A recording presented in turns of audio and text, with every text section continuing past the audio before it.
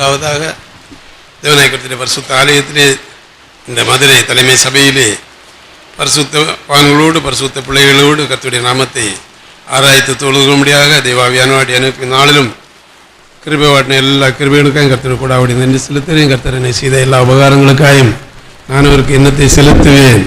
லட்சுமன் பாத்திரத்தை எடுத்துக்கொண்டு கர்த்தருடைய நாமத்தை தொழுது கொள்ளுவேன் என்ற திருவசனத்தின்படியாக நாளிலும் அவருடைய பரிசுத்த ஆலயத்திலே அவருடைய நாமத்தை ஆராய்த்து தொழுது கொள்ளும்படியாக கிருபை செய்த தேவனுக்கு கூட அவருடைய நன்றி செலுத்துகிறேன். தொடர்ந்து தேவாவியானவர் தாமே இந்த கடைசி நாட்களிலே தேவாவியானவர் தாமே தம்முடைய பூர்ணமான கிருபையின்படியும் பூர்ணமான சத்தியத்தின்படியும் ஆவியின் அனுக்கிரகத்தின்படியும் நம்மை நாள் விட்டு வழிநடத்தினார். தொடர்ந்து மகிமையின் மணவாட்டியாக ஆயத்தமாகி மணவாளனை சந்திக்கிறதற்கு என்று சொல்லி தேவன் தீர்மானித்திருந்த தீர்மானத்தின் சித்தங்களெல்லாம் திருச்சபையிலே தேவன் திருச்சபையை கொண்டு மாத்திரம் நிறைவேற்ற தேவர் சித்தம் வைத்திருக்கிறார் என்று சொல்லி நாம் அறிந்திருக்கிறோம். வேதாகமம் ஆதாம் ஏவாள் மகிமையின் சாயலிலே தேவன் தாமே வந்து மண்ணில் எடுத்து மனுஷனை எடுத்து ஆவியை ஊதி ஜீவாத்மாவானான். அந்த ஆவி ஜீவாத்மாவிலிருந்து மனுஷனை பிரித்தெடுத்து ஆதாமுடைய சரீரமாக ஏவாளை கொடுத்து, அப்படியாக நீங்கள் பலிகையை பெருகி பூமியை நிரப்பி அதை கீழ்ப்படுத்தி ஆண்டு கொள்ளுங்கள், பூமியின் ஆட்சியை நீங்கள் நடைமுறைப்படுத்துங்கள் என்று சொல்லி ராஜ்யத்தை மனிதர்களிடத்திலே ஒப்பு கொடுத்தார் என்று சொல்லி பார்க்கிறோம். ஆனால் நாம் அறிந்திருக்கிறபடி சாத்தான் அவர்களை ஏமாற்றினான், ஏவாளை ஏமாற்றினான். அதன் மூலமாக ஆதாம் வஞ்சிக்கப்பட்டான். அப்படியாக பாவம் உலகத்தில் பிரவேசித்தது. கற்பனையை மீறினார்கள். அதனாலே மரணம் உண்டாயிற்று. மறுபடியுமாக அவருடைய கற்பனையை கொண்டு நம்மளை கற்பனையாகிய வசனத்தை கொண்டு நம்மளை வசனம் என்னென்னைக்கு நிற்கிறபடினாலே அந்த வசனத்தை கொண்டு என்றென்றைக்கும் சாகாமல் இருக்கவும் மரித்தாலும் எழுந்திருக்கவும் என்றென்றைக்கும் அவர்களோட பிழைத்திருக்க முடியான சுவிசேஷத்தை கர்த்தராகிய இயேசு கிறிஸ்துவின் கல்வாரி மரணத்தின் மூலமாய் ஏற்படுத்தினார் என்று சொல்லி நாம் பார்க்கிறோம். பழைய ஏற்பாட்டு தீர்க்கதரிசிகள் எல்லாம் இயேசு கிறிஸ்துவின் வருகையை குறித்தும் தொடர்ந்து ஏற்படும் நித்திய ராஜ்யத்தை குறித்தும் தீர்க்க தரிசனம் சொன்னார்கள். கர்த்தராகிய இயேசு கிறிஸ்து 4 சுவிசேஷங்களிலே தேவனுடைய ராஜ்யம் சமீபத்திருக்கிறது. தேவனுடைய ராஜ்யம் என்று சொன்னால் தேவனுடைய ராஜ்யத்திற்கு அழிவு கிடையாது, என்றென்றைக்கும் இருக்கிற ராஜ்யம். தேவன் வாசமா இருக்கிற ராஜ்யம். ராஜ்யம் முடிச்சுன்னா அங்கே மனுஷர்கள் வாசம் பண்ணுவார்கள். தேவன் மனுஷனோடு மனுஷன் தேவனோடு என்னென்னைக்கும் இருக்கிற ஒரு ராஜ்யம், தேவராஜ்யம் சமீபத்திருக்கிறது பிரசங்கம் பண்ணினார். கல்வாரியிலே மரித்து உயிர்த்தெழுந்து வந்து உடனேயே அப்போஸ்தலர் அடிப்படை 1ஆம் அதிகாரத்திலே அப்போஸ்தலருக்கு தரிசனமாகி தேவனுடைய ராஜ்யத்துக்கு உரியவைகளை அவருடனே பேசி தம்மை உயிரோடு இருக்கிறவராக காண்பித்தார். அப்படியானால் தேவனுடைய ராஜ்யம் உயிரோடு இருக்கிறவர்களின் ராஜ்யம். மரித்தவர்களால் இருந்தால் எழுந்திருந்து உயிரோடு இருக்கிறவர்களால் நித்தியமாக அவரிடத்தில் சேர்க்கப்பட்டு தேவனுடைய ராஜ்யத்துக்குரிய அவர்களை பேசி தம்மை உயிரோடு இருக்கிறவராக காண்பித்தார். இப்போ உயிரோடு இருக்கிறவர்களின் ராஜ்யம். அப்போதான் சீசன் கேட்குறாங்க, ராஜ்யத்தை எப்போ திருப்பி கொடுப்பீர்னு சொல்லி. பரிசுத்தாவி வரும், அப்பொழுது நீங்கள் எனக்கு சாட்சிகளாக இருப்பீர்கள் என்று சொல்லி, அதனால பெந்தேகோஸ்து நாளிலே பரிசுத்தாவியானவரை அனுப்பினார். திரியேக தேவன், பிதாவாகிய தேவன், இயேசுவாகிய தேவன், பரிசுத்தாவியாகிய தேவன். அப்போஸ்தலர் நடவடிக்கை 2ஆம் அதிகாரத்திலே அந்த பரிசுத்தாவியை பெற்றுக்கொண்டு தொடர்ந்து சபை எழும்பி வெளிப்படுத்தின 1ஆம் அதிகாரம் 10ஆம் வசனத்திலே அங்கே 7 சபைகள் 7 நட்சத்திரங்களை வலது கரத்தில் ஏந்தி கொண்டு நிலையங்கி தெரித்து மார்பருகை பொற்கச்சை கட்டினவராக உயிர்த்தெழுந்த இயேசு அங்கே சபையின் எபேசு, சிமர்னா, பெர்கமு, தியத்திரா, சர்தே, பிலதெல்பியா, லவோதிக்கியா, இந்த 7 சபைகள் வெளிப்படுத்தின 2ஆம் அதிகாரம் 3ஆம் அதிகாரத்திலே படிக்கிறோம். அந்த நட்சத்திரங்களை கருத்தில் ஏந்தி கொண்டு 7 குத்துவிளக்குகளின் மத்தியில் உலாவிக் கொண்டிருக்கிறார் என்று சொன்னால் என்ன அர்த்தம் என்று சொன்னால், சபையை அவருடைய மகிமையின் சாயலில் ஏற்படுத்தவும் அந்த ஊழியத்தை அவருடைய மகிமையின் சாயலில் ஏற்படுத்தவும் அதன் மூலமாக அதனால நட்சத்திரத்தை கையில் வச்சிருக்கிறார். அப்படின்னா அந்த சபையை நடத்துகிற ஊழியம் சபையை உலாவிட்டு இருக்கிறார். அப்ப சபையை மகிமைப்படுத்துவதற்கும் அது ஊழியத்தை மகிமைப்படுத்தி சபையை மகிமைப்படுத்தி தமிழத்தில் சேர்த்துக் கொள்கிறது. இதுதான் வேதாகமத்தின் திட்டம். இதெல்லாம் வசனத்தின் நிறைவேறுது. வசனம் இல்லாம இயேசு வார்த்தையானவர், வசனமானவர். அப்ப வார்த்தையை கொண்டு வசனத்தை கொண்டு சபையை சிருஷ்டிக்கிறார், பரிசுத்தப்படுத்துகிறார், ஆயத்தப்படுத்துகிறார். வார்த்தைங்கிறது பரிசுத்தாவினாலே, தேவனுடைய வசனங்கள் எல்லாம் பரிசுத்தாவினாலே அருளப்பட்டிருக்கிறது. எந்த தீர்க்க தரிசனமும் சுய தோற்றமான பொருளை உடையதாயிராது. பரிசுத்த மனுஷர்கள் பரிசுத்தாவினாலே ஏவப்பட்டு பேசினார்கள், எழுதினார்கள். இருக்கிறதெல்லாம் தீர்க்க தரிசனம். இனிமேல் இயேசு கிறிஸ்து 4 சுவிசேஷங்கள் மூலமா வெளிப்பட்டு சிங்காசனத்திலே உட்கார்ந்திருக்கிறார் என்று சொன்னால் தீர்க்க தரிசனத்தின் நிறைவேறுது. இப்ப இயேசு கிறிஸ்து மறுபடி வந்து நம்மளே சபை அவரிடத்திலே சேர்க்கிறார் என்று சொன்னால் ஊழியத்தை மகிமைப்படுத்தி சபையை மகிமைப்படுத்தி மகிமையின் சபையாக ஆயத்தப்படுத்தி தம்மிடத்திலே சேர்த்து கொண்டு நித்திய காலமாக தேவன் மனுஷனோடு மனுஷன் தேவனோடு இருக்கிற தேவ திட்டம். அவருடைய அன்பின் ஆழம் நீளம் உயரம் அகலம் அறிவு கெட்டாது தான் பார்க்கிறோம். அதாவது தேவாவியனால் கொடுக்கப்படுகிற திருவசனம் எபேசியர் 3ஆம் அதிகாரம் 21வது வசனம். 3ஆம் அதிகாரம் 21ஆம் வசனம். எபேசியர் 3:21. சபையிலே கிறிஸ்து இயேசுவின் மூலமாய் தலைமுறை தலைமுறைக்கும் சதா காலங்களும் மகிமை உண்டாதாக ஆமென். சபையிலே கிறிஸ்து இயேசுவின் மூலமாய் தலைமுறை தலைமுறைக்கும் சதா காலங்களிலும் மகிமை உண்டாவதாக ஆமென். சபையில தான் மகிமை வெளிப்படணும். அப்ப அந்த சபை மகிமை வெளிப்படுவதற்கு தகுதியான சபை என்று சொன்னாலே அதுக்கு ஒரு இலக்கணம், அதுக்கு ஒரு பேஸ்மெண்ட், அதுக்கு ஒரு கட்டுமானம், அதுக்கு ஒரு அமைப்பு. தேவனுடைய வசனங்கள் எல்லாம் இப்ப புதிய ஏற்பாடு படிக்கிறோம். இந்த வசனங்கள் எல்லாம் எங்கிருந்து வெளிப்பட்டது? சபையிலிருந்து தான் வெளிப்பட்டது. சபையிலிருந்து வெளிப்பட்ட வசனத்தை சபை தான் நிறைவேற்றணும். அப்ப சபையிலே கிறிஸ்து இயேசுவின் மூலமாய், இயேசு கிறிஸ்து எப்படி கிறிஸ்து அபிஷேகம் பண்ணப்பட்டவர். இயேசு என்று பெயரிடுவாயாக. கிறிஸ்துவ அந்த இடத்துல வரல, இயேசு என்று பெயரிடுவாயாக என்றுதான் எழுதியிருக்கு. இயேசு கிறிஸ்து எப்படி ஆச்சரிச்சுன்னா அவர் அபிஷேகம் பண்ணப்பட்டார்.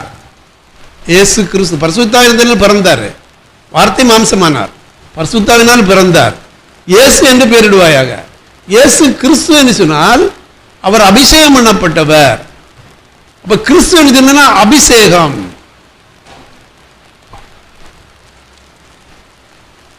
அப்ப கிறிஸ்து இயேசுவின் மூலமாய்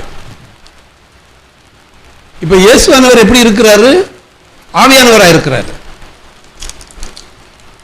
இந்த ஆவியினால்தான் மகிமையின் மேல் மகிமையிலிருந்து மறுரூபப்படுகிறோமே. கர்த்தருடைய ஆவியானவர், கர்த்தருடைய ஆவி எங்கே அங்கேயே விடுதலை உண்டு. நாம் எல்லாம் திறந்த முகமாய் கர்த்தருடைய மகிமையை கண்ணாடியிலே காண்கிற போல கண்டு ஆவியா இருக்கிற கர்த்தரால் அந்த சாயலாகத்தானே மகிமையின் மேல் மகிமையிலிருந்து மறுரூபப்படுகிறோம். அப்ப அந்த எபேசியரிலே 3ஆம் அதிகாரம் 10-11 வசனத்தை படிப்போம். 10-11. உன்னதங்களில் உள்ள துரைத்தனங்களுக்கும் அதிகாரங்களுக்கும் அவருடைய அனந்த ஞானமானது சபையின் மூலமா இப்பொழுது தெரிய வரும் பொருட்டாக இயேசு கிறிஸ்துவை கொண்டு எல்லாவற்றையும் சிருஷ்டித்த தேவனுக்குள்ளே ஆதி காலங்கள் முதல் மறைந்திருந்த ரகசியத்தினுடைய ஐக்கியம் இன்னதென்று எல்லாருக்கும் வெளிப்படையாக காண்பிப்பதற்கு இந்த கிருபை எனக்கு அளிக்கப்பட்டிருக்கிறது. அதாவது உன்னதங்களில் உள்ள துரைத்தனங்களுக்கும் அதிகாரங்களுக்கும் அவர் அனந்த ஞானம். இப்ப சபைக்கு தெரிகிற ஞானம் சபையின் மூலமா தான் உன்னதத்தில் உள்ள துரைத்தனங்களுக்கும் அதிகாரங்களுக்கும் தெரிய வரணும். சபையில தான் அனந்த ஞானம் இருக்கு. சபையில இருந்தா வெளிப்படணும். சபைக்கு தான் ஆவியானவர் கொடுத்திருக்கிறார். இப்ப உன்னதத்தில் உள்ள துரைத்தனங்களுக்கும் இது யார் எழுதுறது? அப்போஸ்தலனாகிய பவுல் எழுதுறாரு. எப்படி அவருக்கு தெரிஞ்சது? ஆவியானவரால் அவர் அந்த உத்தியோகத்திற்கு ஏற்படுத்தப்பட்டிருக்கிறார், சபை கட்டும் ஊழியத்திற்கு ஏற்படுத்தப்பட்டிருக்கிறார். அப்ப உன்னதத்தில் உள்ள துறைத்தனங்களுக்கு அதிகாரங்களும் அவருடைய அனந்த ஞானமும் சபை. அப்ப சபையில தேவனுடைய எல்லா ஞானமும் சபைக்குள்ளால தான் இருக்கு. சபையில யார் இருக்கா? சபை அப்போஸ்தல தீர்க்கதரிசி அஸ்திபாரத்தின் மேல் கட்டப்பட்டவர்களா இருக்கிறார். அதற்கு இயேசு கிறிஸ்து தாமே மூலைக்கல்லா இருக்கிறார். அப்ப இயேசு கிறிஸ்து சபைக்கு மூலைக்கல், அதான் கட்டுமானம். அப்படிப்பட்ட அப்ப சபையில இப்ப பாருங்களா, ஏன் அப்போஸ்தலன் சொல்றாரு? இந்த அப்போஸ்தலனை வச்சு தான் இந்த வேதாகம் முழுவதும் எழுதியிருக்கிறார்.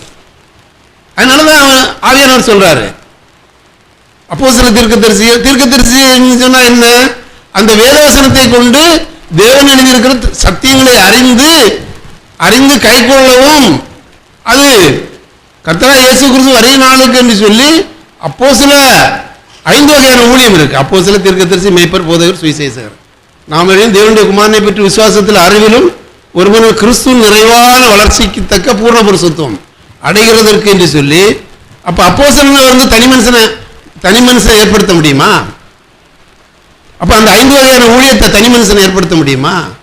அப்ப தேவனுடைய பிளான் ஆதி அப்போஸ்தலன் அஸ்திபாரம் போட்டு வச்சிருக்கிறாரு, அதன் மேலதான் உபதேசம் பண்ணி வச்சிருக்கிறாரு. இந்த உபதேசம் தான் பாருங்களா, இயேசு ரகசியத்தினுடைய ஐக்கியம் என்னது என்று எல்லாருக்கும் வெளிப்படையாக காண்பிக்க இந்த கிருபை எனக்கு அளிக்கப்பட்டது. ரகசியம் என்னது? வெளிப்படுத்தின விசேஷம் 10ஆம் அதிகாரம் 6ஆம் வசனத்தை படிப்போம். இனி காலம் செல்லாது, ஆனாலும் தேவன் தம்முடைய ஊழியக்காரராகிய தீர்க்கதரிசிகளுக்கு சுவிசேஷம் அறிவித்தபடி 7ஆம் தூதனுடைய சத்தத்தின் நாட்களிலே அவன் எக்காலம் ஊதப் போகிற போது தேவ ரகசியம் நிறைவேறும் என்று. அப்ப தேவ ரகசியம் இங்கே சொல்லி இருக்கிற எல்லா ரகசியமும் வேதாகமத்தில் சொல்லி இருக்கிற பழைய ஏற்பாடா இருந்திருந்தாலும் சரி, புதிய ஏற்பாடா இருந்திருந்தாலும் சரி,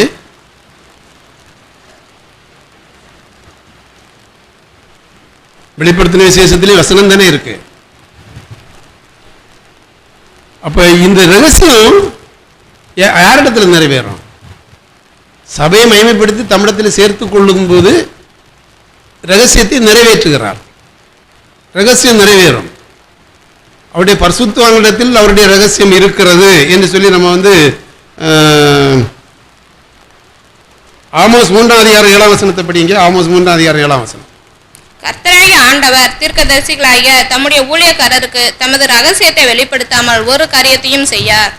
பாருங்க, அப்ப ரகசியம் நிறைவேறுதல் தான்.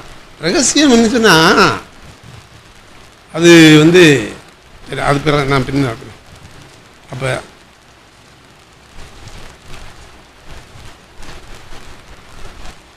கர்த்தராகிய அவருடைய ரகசியத்தை வெளிப்படுத்தினா தானே அதை கை கொள்ள முடியும். 7ஆம் தூதனுடைய சத்தத்தின் நாட்களில் அவன் எக்கால தேவ ரகசியம் நிறைவேறும். அப்ப தேவ ரகசியம் நிறைவேறுதான் இயேசு கிறிஸ்துவின் வருகை. தேவ ரகசியம் நிறைவேறுதான் இயேசு கிறிஸ்து வருகை. தேவ ரகசியம் வசனத்துல தான் இருக்கு. அப்ப ஒரு காரியத்தையும் தீர்க்கதரிசி அறிவிக்காமல் செய்ய மாட்டார். அப்ப வேதத்தில் உள்ள ரகசியத்தை எல்லாம் முதல்ல சபைக்கு வெளிப்படுத்துவார். சபை தான் ரகசியத்திற்கு பங்காளி. இப்ப இது ஒரு ரகசியத்தை அறிவிக்கிறது, நாம் எல்லாரும் நித்திரை அடைவதில்லை. நம்ம நித்திரை அடையாது அவரிடத்தில் சேர்க்கப்படுகிறது ஒரு ரகசியம். அது வெளிப்படுத்தி 10ஆம் அதிகாரம் 6ஆம் வசனத்திலே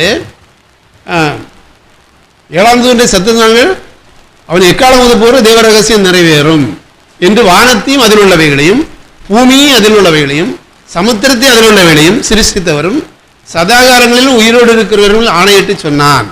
இதை இனி யாராவது மாற்ற முடியுமா? இப்ப ரகசிய வருகையை பத்தி நம்ம உலகத்தில் என்ன பிரசங்கம் பண்ணிட்டு இருக்கிறாங்க?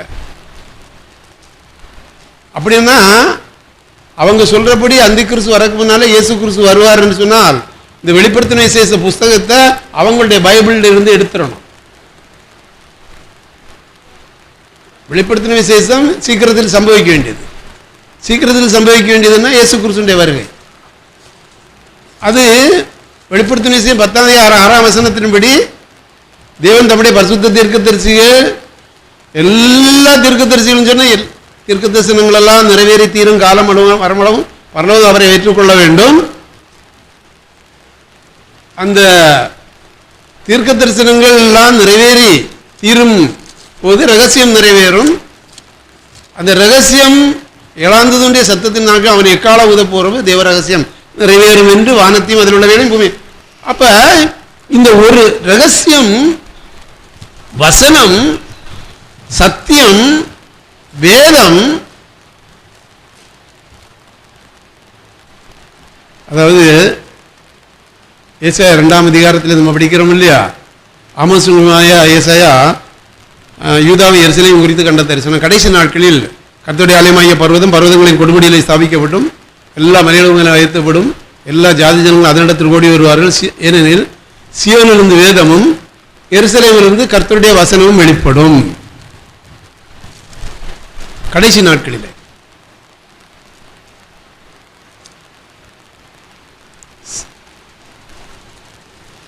வேதம் வெளிப்படுச்சுன்னா என்னன்னா, மனுஷன் உயிரோடு எடுத்துக்கொள்ளப்படுவதற்கு என்ன சத்தியம், என்ன திட்டம், என்ன பிளானு, அதனுடைய அதாவது 2 பிளான் இருக்கு. ஒன்று காலத்தை குறித்த பிளான்,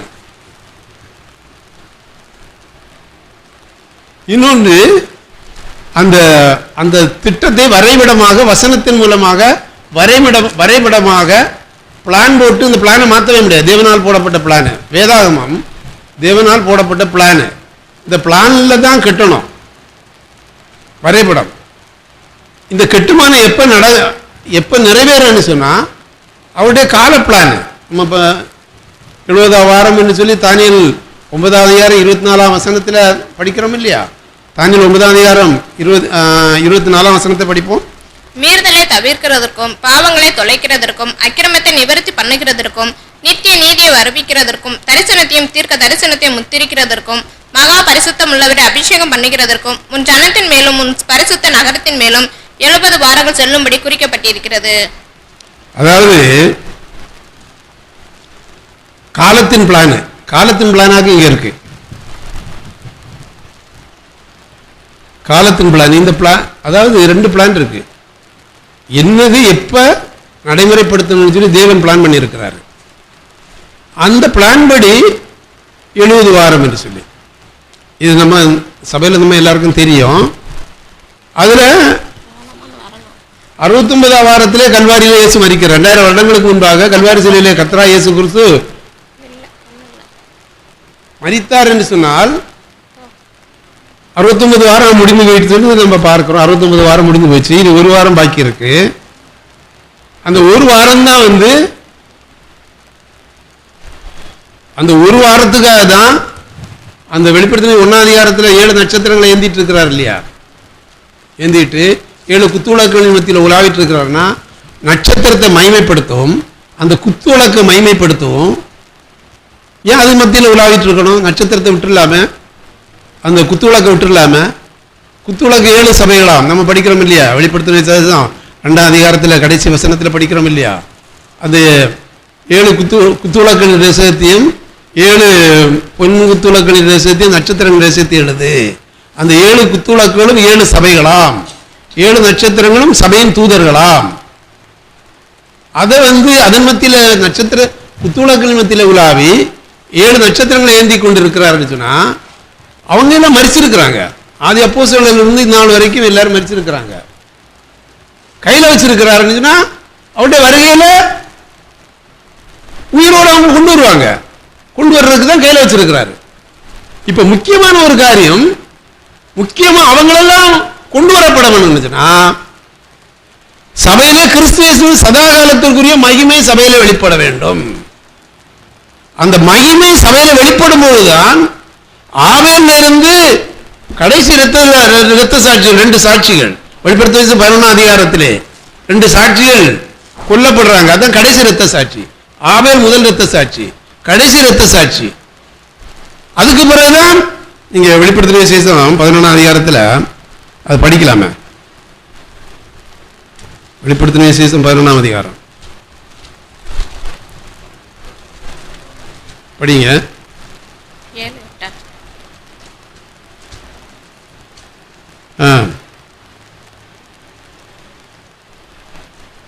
அதிகாரம் 10-11.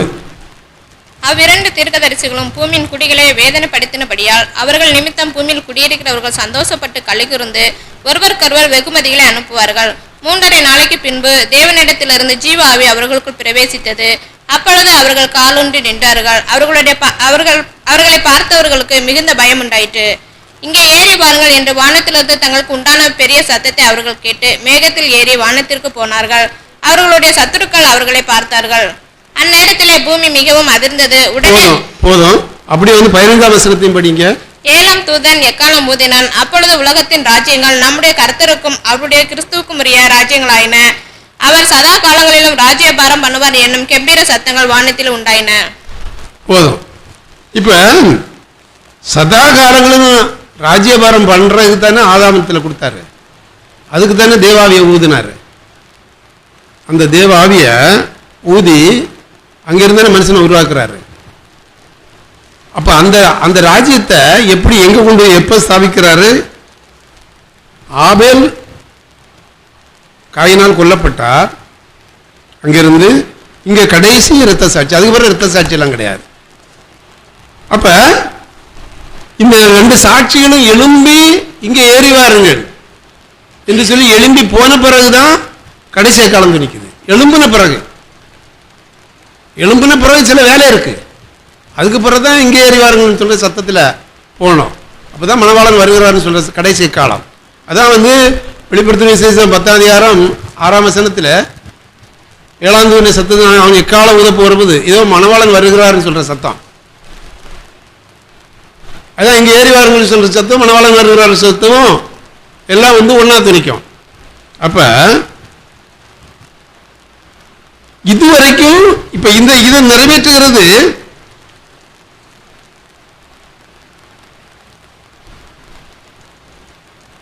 நம்முடைய கர்த்தருக்கு அவருடைய கிறிஸ்துடைய ராஜ்யங்களாய் மாறின என்று சொல்லி நாம் பார்க்கிறோம். இப்ப சபையிலே கிறிஸ்து சதாகாலங்களில் மகிமை உண்டாவதாக. அதுல எபேசியர் 3ஆம் அதிகாரம் 10-11 வசனத்தை படிப்போம். 10-11.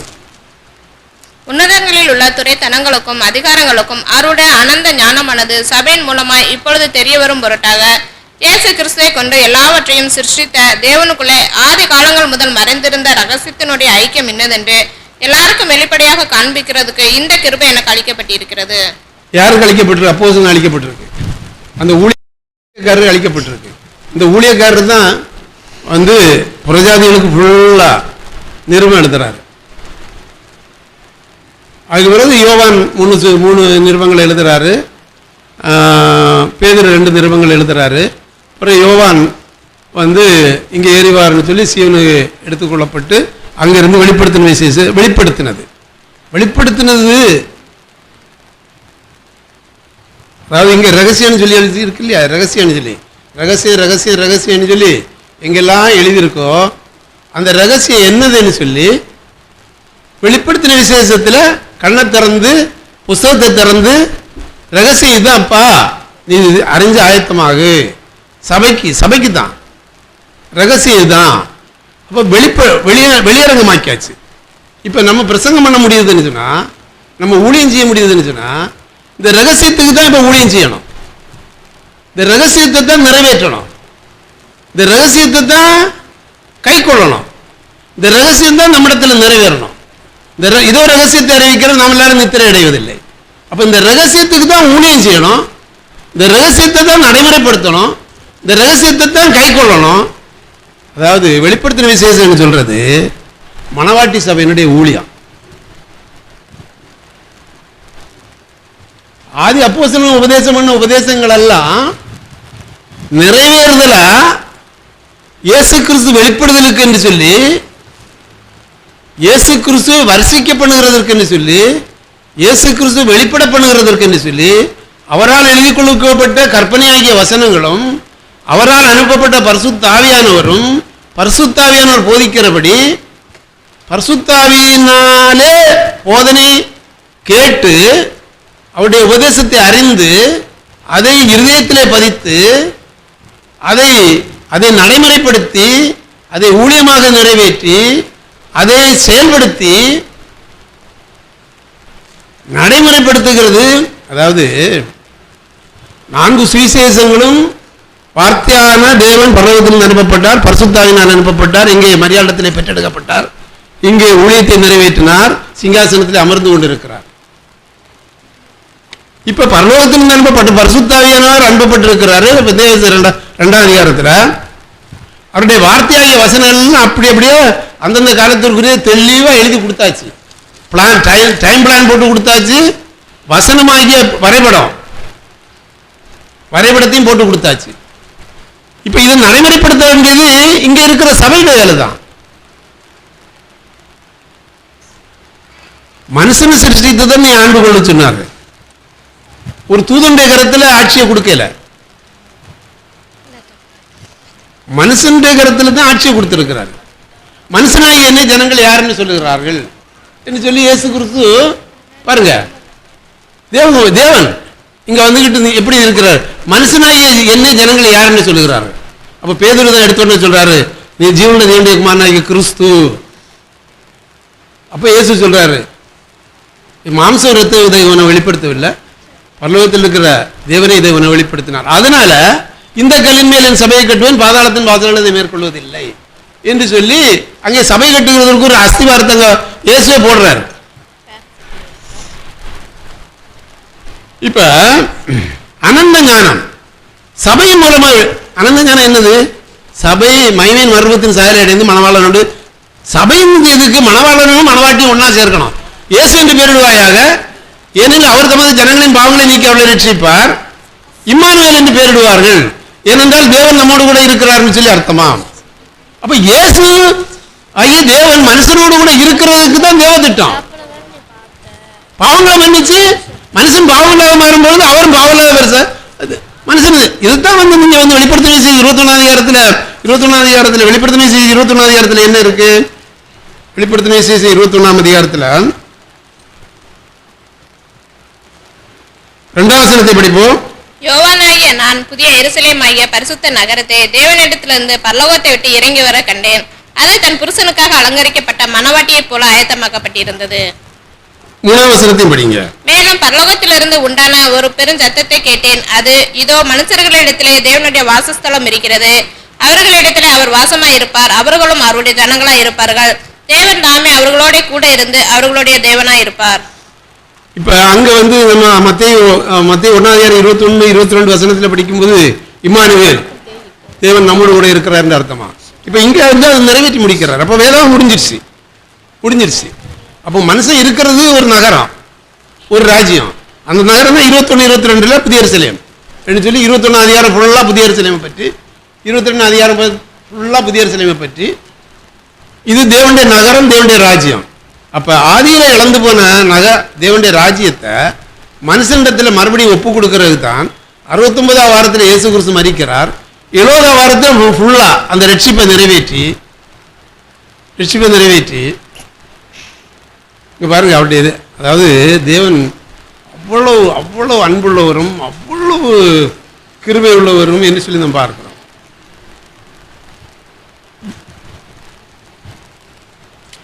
இப்ப இந்த எபேசியர் 3ஆம் அதிகாரத்தில் தான் எபேசியர் 3ஆம் அதிகாரம் 16 முதல் 21 வசனத்தை படிங்க. 16 முதல் 21. நீங்கள் அவருடைய ஆவியினாலே உள்ளான மனுஷனில் வல்லமையை பலப்படவும், விசுவாசத்தினாலே கிறிஸ்து உங்கள் இருதயங்களில் வாசமாய் இருக்கவும், நீங்கள் அன்பிலே வேரூன்றி நிலை பெற்றவர்களாகி சகல பரிசுத்தவான்களோடும் கூட கிறிஸ்துவனுடைய அன்பின் அகலமும் நீளமும் ஆழமும் உயரமும் இன்னதென்று உணர்ந்து அறிவு கெட்டாத அந்த அன்பை அறிந்து கொள்ள வல்லவர்களாகவும், தேவனுடைய சகல பரிபூரணத்தாலும் நிறையப்படவும் அவர் தமது மகிமையினுடைய ஐஸ்வர்யத்தின்படியே உங்களுக்கு அனுக்கிரகம் பண்ண வேண்டும் என்று வேண்டிக் கொள்கிறேன்.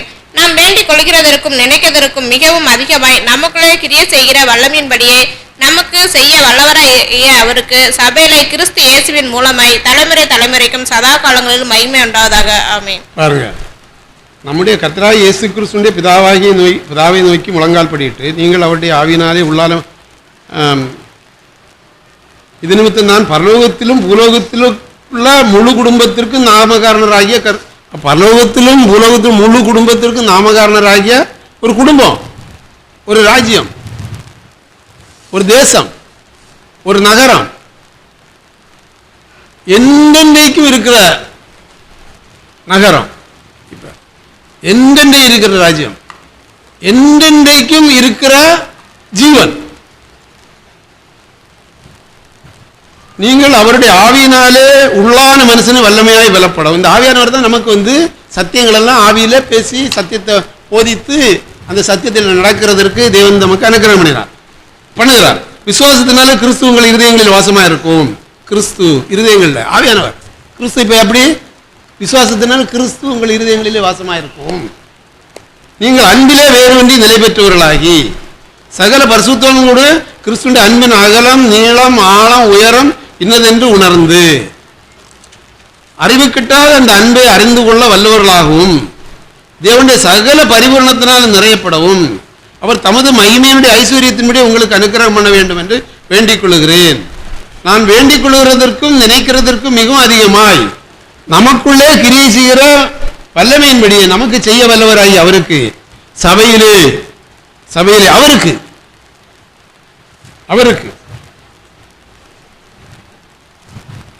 சபையிலே தலைமுறைக்கு சதா காலங்களிலும் மகிமை உண்டாவதாக.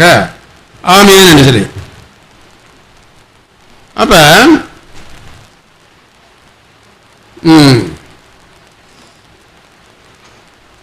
அதாவது இயேசு கிறிஸ்து கர்த்தராகிய இயேசு கிறிஸ்து பூமியில மனுஷனா என்ன சத்தியத்தை கை கொண்டாரோ, என்ன வசனத்தை கை கொண்டாரோ, எந்த ஆவியினால் நிரப்பப்பட்டாரோ, எப்படி மகிமை மர்வம் அடைந்து நீங்க மத்தேயு 14 அதிகாரத்தில் இயேசு மர்வமானார்னு படிக்கிறோம் இல்லையா? அவருடைய முகம் சூரியனை போல பிரகாசித்ததுன்னு சொல்லி படிக்கிறோம் இல்லையா? அந்த மத்தேயு 14 அதிகாரத்தில் சூரியனை போல பிரகாசித்தது. அப்போ மோசேயும் எலியாவும் அங்கே காணப்படுறாங்க. நான் வசனத்தை படிக்கலைன்னு சொன்னால் டைமுக்காக தான் நான் வசனத்தை சொல்லிடுறேன். மத்தேயு 14 அதிகாரம் இயேசு மர்வமாகிறார், முகம் சூரியனை போல பிரகாசிக்கிறது. அப்போ மோசேயும் எலியாவும் அவரிடத்துல காணப்படுறாங்க. மோசேனா மரித்து உயிரோடு எழுப்பப்பட்டவர், எலியா உயிரோடு எடுத்துக்கொள்ளப்பட்டவர். அப்ப என்ன அர்த்தம் சொன்னா, இந்த மகிமை மர்வத்தின் சாயல் வெளிப்படும் போதுதான், சபையில வெளிப்படும் போதுதான் இந்த உயிரோடு எடுத்துக்கொள்ளப்படுதலும் மரித்தோர் எழுந்திருக்கிறதிலும் நடைமுறையாகும் என்று சொல்லுகிற சத்தியங்கள் வெளிப்படுகிறது. அதாவது அது படிப்போம். மத்தேயு 16 அதிகாரம்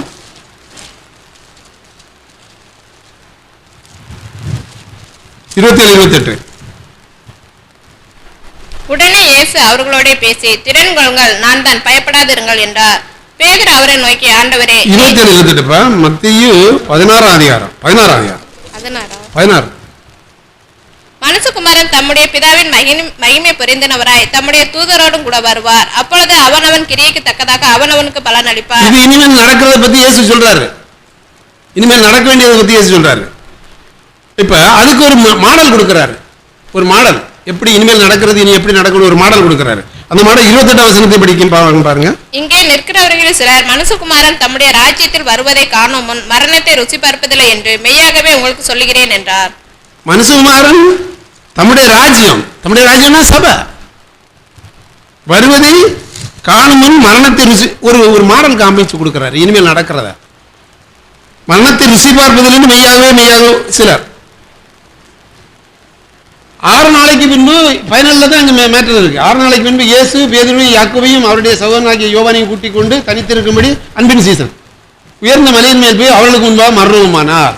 அவருடைய முகம் சூரியனை போல பிரகாசித்து அவர் வஸ்திரம் வெளிச்சத்தை போல. அப்பொழுது மோசேயும் எலியாவும். ஏன் மோசேயும் எலியாவும்? மோசே மரித்து தேவனிடத்தில் சேர்த்துக் கொள்ளப்பட்டவர், எலியா மரியாமல் எடுத்துக்கொள்ளப்பட்டவர். அவருடைய பேசுவார். அப்ப தேவன் தம்முடைய ராஜ்யத்தில் வரும்பொழுது மரித்தோர்னு அவரிடத்தில் சேர்க்கப்படுவாங்க, உயிரோடு இருக்கிறவர்களும் சேர்க்கப்படுவாங்கன்னு சொல்லி ஒரு மாடலை காமிக்கிறது தான். ஒரு மாடல் அது. அப்பொழுது பேதுரு இயேசுவை இன்னைக்கு ஆண்டவரே நாம் இங்கே இருக்கிற 5ஆம் வசனம்.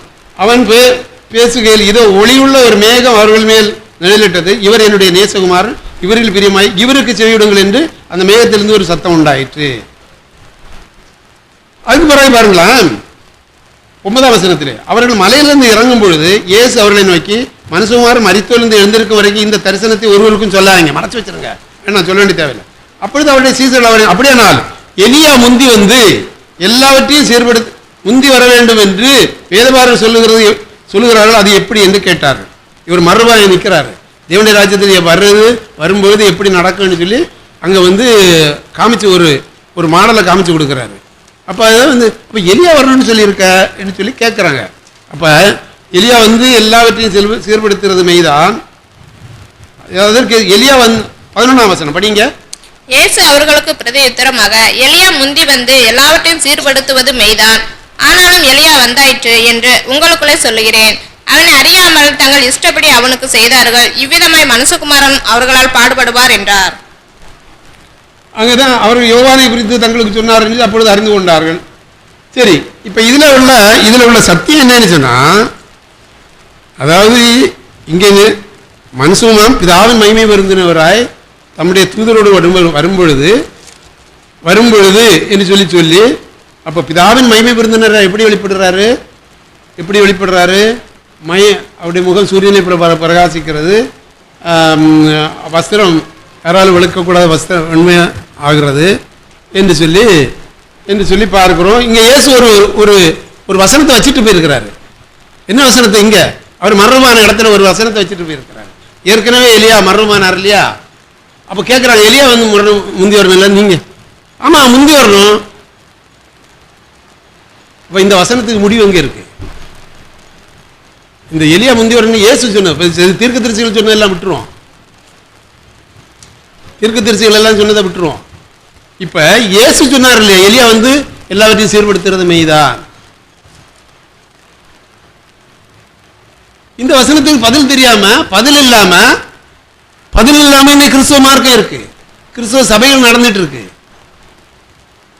எலியான்னா மர்மமான அர்த்தம்.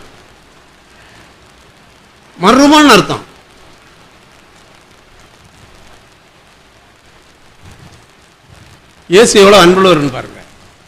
அதாவது இயேசு கிறிஸ்துவ கல்வாரி சிலுவையில் அறைந்தது யூதர்கள் தான். நானும் பிதாவின் வந்திருந்து நீங்கள் என்னை ஏற்றுக்கொள்ளவில்லை. நீங்க யோவான் சுவிசேஷம் 1ஆம் அதிகாரத்தில் படிச்சீங்கன்னு சொன்னா, சொந்தத்திலே வந்தார், சொந்தமானவர்களை அவரை ஏற்றுக்கொள்ளவில்லை. அவருடைய நாமத்தின் மேல் விசுவாசமாக இருக்கிறவர்கள் அத்தனை பேரும் தேவனுடைய பிள்ளைகள் ஆகும்படி அவர்களுக்கு அதிகாரம் கொடுத்தார்னு சொல்லி அவருடைய மகிமையை கண்டோம். பிதாவுக்கு ஒரே பேரானுடைய மகிமைக்கு ஏற்ற மகிமையாகவே இருந்தது. பிதாவுக்கு ஒரே பேரானவர் யாரு? இயேசு கிறிஸ்து. இயேசு கிறிஸ்துவின் மகிமைக்கு ஏற்ற மகிமையாகவே அவருடைய நாமம், வார்த்தை, வசனம் அவரை சொந்த ஜனங்க கொண்டு பெற்றிருக்காங்க. அவருடைய நாமத்தின் மேல் விசுவாசம் உள்ளவர்கள், அவரை ஏற்றுக்கொண்டவர்கள் எத்தனை பேர்களோ, அவருடைய வசனத்தை, வார்த்தை ஏற்றுக்கொண்டு அத்தனை பேர் தேவனுடைய பிள்ளைகள் ஆகும்படி அவருடைய மகிமையை கண்டோம். அது பிதாவுக்கு ஒரே பேரானவருடைய மகிமைக்கு ஏற்ற மகிமையாக இருந்தது. இந்த மகிமை தான் சபைக்கு கொடுக்கப்படும், இந்த மகிமை தான் ஊழியத்துக்கு கொடுக்கப்படும். இந்த மகிமை இந்த 14ஆம் அதிகாரத்தில் உள்ள அந்த மகிமை இப்ப எலியா வரணும்னு சொன்னார் இல்லையா? இப்ப சபையின் உபதேசம் என்ன? மல்கியா 4ஆம் அதிகாரத்தில் அங்க எழுதியிருக்கிற எலியாவும் இவர் சொல்ற எலியாவும் ஒன்னா வேறையா? மல்கியா 4ஆம் அதிகாரம் 1லிருந்து படிப்போம். மல்கியா 4ஆம் அதிகாரம்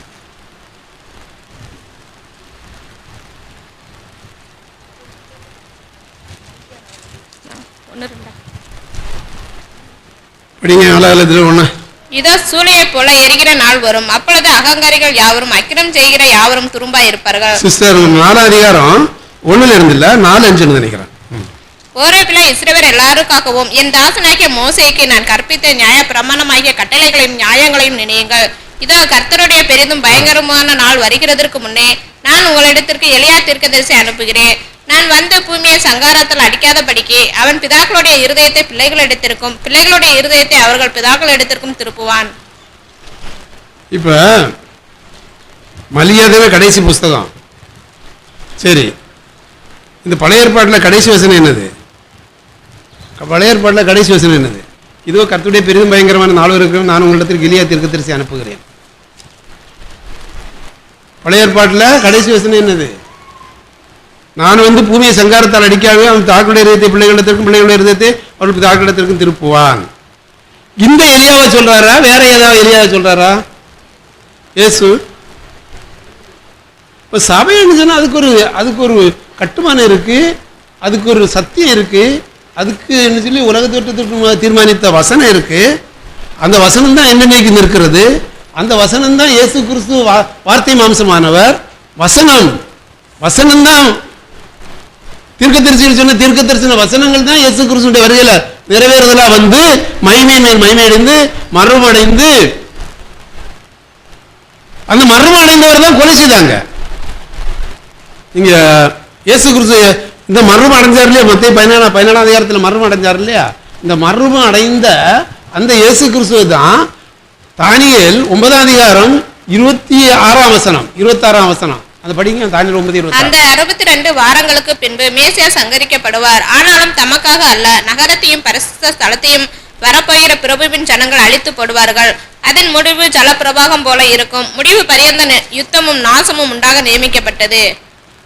அடுத்த வசனம் படிங்க. அவர் ஒரு வாரம் அளவும் அநேகருக்கு உடன்படிக்கையை உறுதிப்படுத்தி அந்த வாரம் பாதி சென்ற போது பழியையும் காணிக்கையையும் ஒழிய பண்ணுவார். அருவருப்பான செட்டைகளோட பாலாக்குகிறவன் வந்து இறங்குவான். நிர்ணயிக்கப்பட்டிருக்கிற நிர்மூலம் பாலாக்குகிறவன் மேல் தீர் மட்டும் சொரியும் என்றான். அப்ப மேசியா சங்கரிக்கப்பட்டார். யுத்தமும் நாசமும் உண்டாக நியமிக்கப்பட்டிருக்கிறது. மேசியா சங்கரிக்கப்பட்டிருக்காரு. யுத்தமும் நாசமும் உண்டாக நியமிக்கப்பட்டிருக்கிறது. நிர்ணயிக்கப்பட்டிருக்கிற நிர்மூலம் பாலாக்குகிற மேல் தீர் மட்டும் சொரியும். இப்ப இயேசு கல்வாரி சிலுவையிலே மரித்தார் என்று சொன்னால் பாவ மன்னிப்பாகிய ரட்சிப்பை அவர் தமது ஜனங்களின் பாவங்களை நீக்கி அவர்களை ரட்சிப்பார். இயேசு என்று பெயரிடுவாயாக, ஏனெனில் அவர் தமது ஜனங்களின் பாவங்களை நீக்கி அவர்களை ரட்சிப்பார். ரட்சிக்கப்படுவதை கர்த்தர் அனைவரும் சபையிலே சேர்த்து கொண்டு வந்தார். அவர்கள் அப்போஸ்தல உபதேசத்தில் அந்யோன்யத்தில் அப்பமட்களும் ஜெபமனுகளும் உறுதியாய் தரித்திருந்தார்கள்.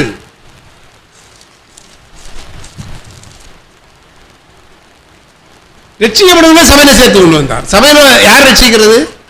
அவர் தமது ஜனங்களின் இயேசு தமது ஜனங்களின் பாவங்களை நீக்கி அவர்களை ரட்சிப்பார். வானத்தின் கீழே பூமியின் மேலே நாம் ரட்சிக்கப்படுவதற்கு கர்த்தராகிய இயேசு கிறிஸ்து நாமத்தை இல்லாமல் வேற நாமம் கொடுக்கப்படவே இல்லை என்று சொல்லி அப்போஸ்தலர் அப்படியில படிக்கிறோம். வானத்தின் கீழே பூமியின் மேலே நாம் ரட்சிக்கப்படுவதற்கு ரட்சிப்பு என்பது ஆரம்ப ரட்சிப்பு, முடிவான ரட்சிப்பு, மகிமையின் ரட்சிப்பு. அப்ப கடைசி காலத்திலே மகிமையின் மேல் மகிமையிலிருந்து நான் அந்த ஆவினாலே தானே மகிமையின் மேல் மகிமையிலிருந்து மறுபடுறோமே. அந்த ரட்சிப்பு அது சபைக்குரியது. அப்ப இயேசு சொன்ன இயேசு எலியா வந்து எல்லாவற்றையும் செயல்படுத்துறது. அதாவதுங்க, அதனாலதான் வெளிப்படுத்தின விசேஷம் ஃபுல் அண்ட் ஃபுல்லா அது மணவாட்டி சபையின் ஊழியம். அதாவது மணவாட்டி சபையை விட்டுருங்க, சபையின் ஊழியம். சபைன்னு சொன்னா இங்க பாருங்களா, சபைன்னு சொன்னா என்னது? எபேசியர் 2ஆம் அதிகாரம் 19 படிப்போம். ஆகையால் நீங்கள் இனி அந்நியரும் பரதேசிகளுமாயிராமல் பரிசுத்தவான்களோட ஒரே நகரத்தாரும் தேவனுடைய வீட்டாருமாயிருந்து அப்போஸ்தலர் தீர்க்கதரிசிகள் என்பவர்களுடைய அஸ்திபாரத்தின் மேல் கட்டப்பட்டவர்களுமாய் இருக்கிறீர்கள். அதற்கு இயேசு கிறிஸ்து தாமே மூளைக்கல்லா இருக்கிறார். அவர் மேல் மாளிகை முழுவதும் இசைவா இணைக்கப்பட்டு கர்த்தருக்குள் பரிசுத்த ஆலயமாக எழும்புகிறது. அவர் மேல் நீங்களும் ஆவியினாலே தேவனுடைய வாசஸ்தலமாக கூட்டி கட்டப்பட்டு வருகிறீர்கள். ஒரே நகரத்தார். இந்த நகரம் வந்து எருசலேம் நகரம். எருசலேம் நகரம் என்று சொல்றது இயேசு கிறிஸ்து கொலை செய்தவங்க அந்த நகரம் கிடையாது. அவங்களுக்கு மீட்பு வச்சிருக்காரு. நம்ம வந்து படிச்ச மொழி எலியா தீர்க்கதரிசி அனுப்புகிறேன், பிதாக்களுடைய இதயத்தை பிள்ளைகளிடத்திற்கும் பிள்ளைகளுடைய இதயத்தை பிதாக்களிடத்திற்கும் திருப்புவான்.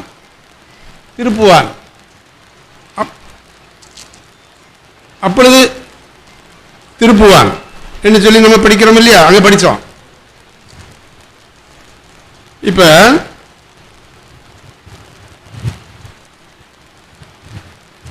இங்க அப்போஸ்தலர் தீர்க்க அஸ்திவாரம். அப்ப ஒரு அஸ்திவாரம், அது கட்டுமானத்துக்கு ஒரு அஸ்திவாரம் இருக்கு. இயேசு கிறிஸ்து மூளைக்கல்லா இருக்கிறார். அப்ப இங்க திருத்துவ தேவனுடைய வாசஸ்தலம் இதுல இருக்கா இல்லையா? இங்க பாருங்க, அஸ்திவாரம், அதற்கு இயேசு கிறிஸ்து தாமே மூலைக்கல்லா இருக்கிறார். இயேசு கிறிஸ்து மூலைக்கல். பரிசுத்தாலயமாக கர்த்தருக்குள் பரிசுத்தாலயம், கர்த்தருக்குள் பரிசுத்தாலயம் எழும்புறது தேவனுடைய வாசம், ஆவியினாலே தேவனுடைய வாசம். அப்ப அதாவது தேவனுடைய வாசம், தேவனுடைய வாசஸ்தலம் இயேசு கிறிஸ்து மூலைக்கல்லு, ஆவியினாலே. அப்ப இந்த வாசஸ்தலத்தை கட்டுற வேலை தான் சபையின் வேலை. சபையின் தேவனுடைய வாசஸ்தலம், அங்க தேவன் இருக்கிறாரு, கர்த்தருடைய ஆலயம், ஆவியினாலே திருத்துவ தேவன் செய்யற வேலையே இதுதான். அப்ப பிதாவாகி தேவன் இயேசு சுவிசேஷத்தில் வெளிப்பட்டார், அதுக்கு ஆவி அனுப்பி பிதாவாகி தேவனுடைய வாசஸ்தலமாகவும், இயேசு தங்கி இருக்கிற இடமாகவும், ஆவியானவர் வாசம் பண்ணுகிற வாசஸ்தலமாகவும், அது ஒரு நகரமாக மனுஷர்கள் வாசம் பண்ணுகிற நித்திய நகரமாக இந்த கட்டுமானத்தை அஸ்திவாரம் போட்டிருக்கிறார். இது யார் எழுதுறது?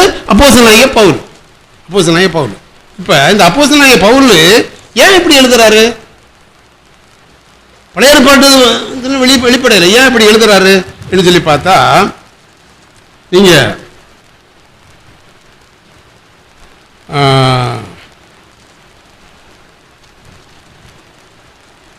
அதாவது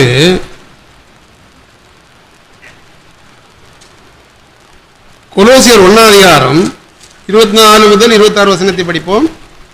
இப்பொழுது நான் உங்கள் நிமித்தம் அனுபவிக்கிற பாடுகளில் சந்தோஷமடைந்து கிறிஸ்துவனுடைய உபத்திரங்களில் குறைவானதை அவருடைய சரீரமாகிய சபைக்காக என் மாம்சத்திலே நிறைவேற்றுகிறேன்.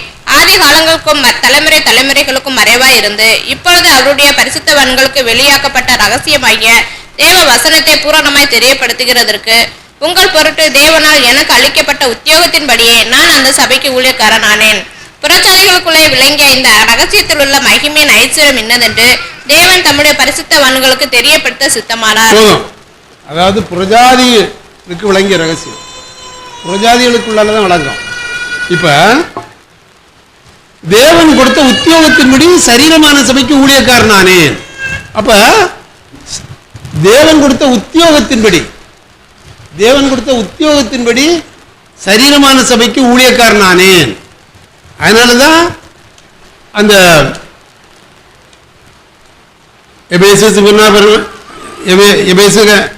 நீங்க நிருபங்கள் எழுதுறாரு இல்லையா, இந்த நிருபங்கள் எல்லாம் அப்போஸ்தலனாகிய பவுல் மாத்திரம் தான் எழுதுறாரு.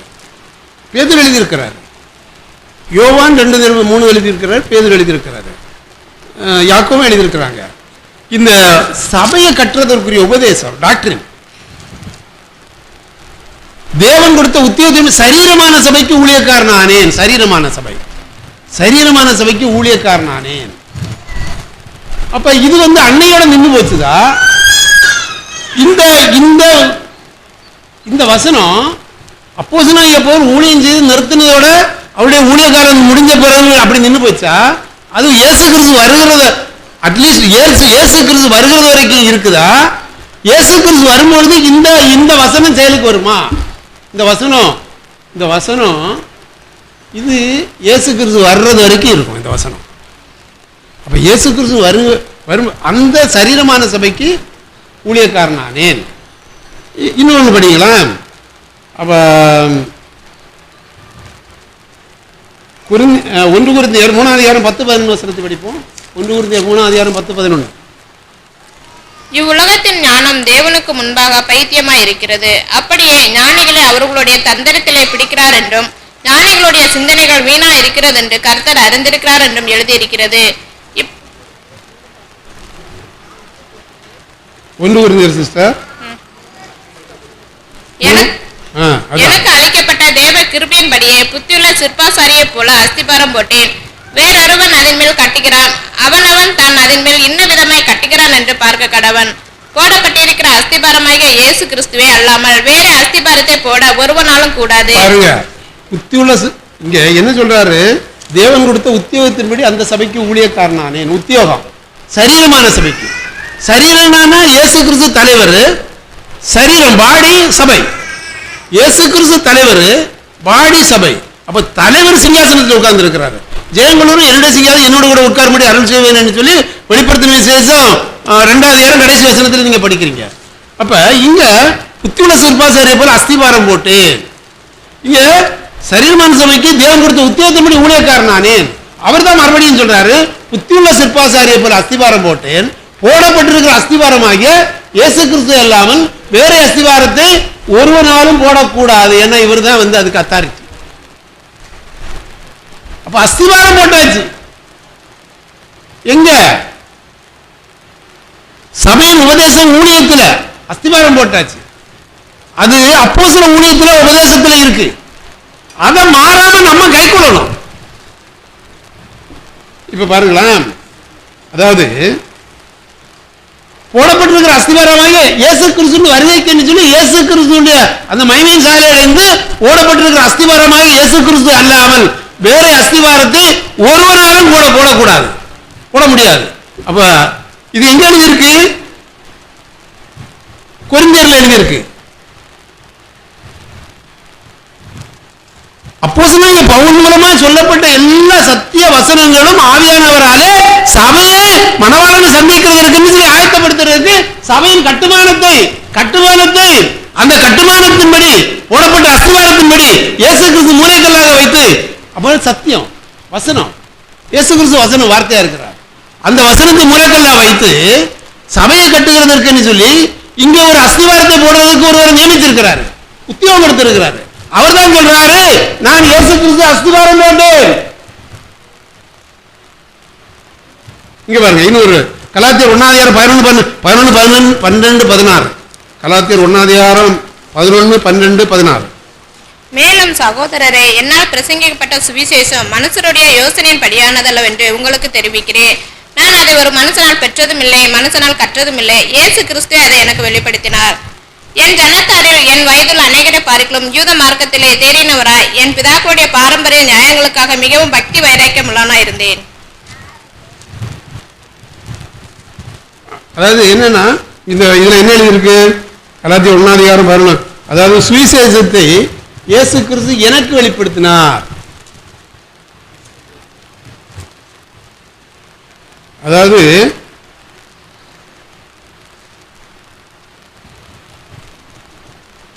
1:16 படிங்க. 1:16 கலாத்தியர் 1:16.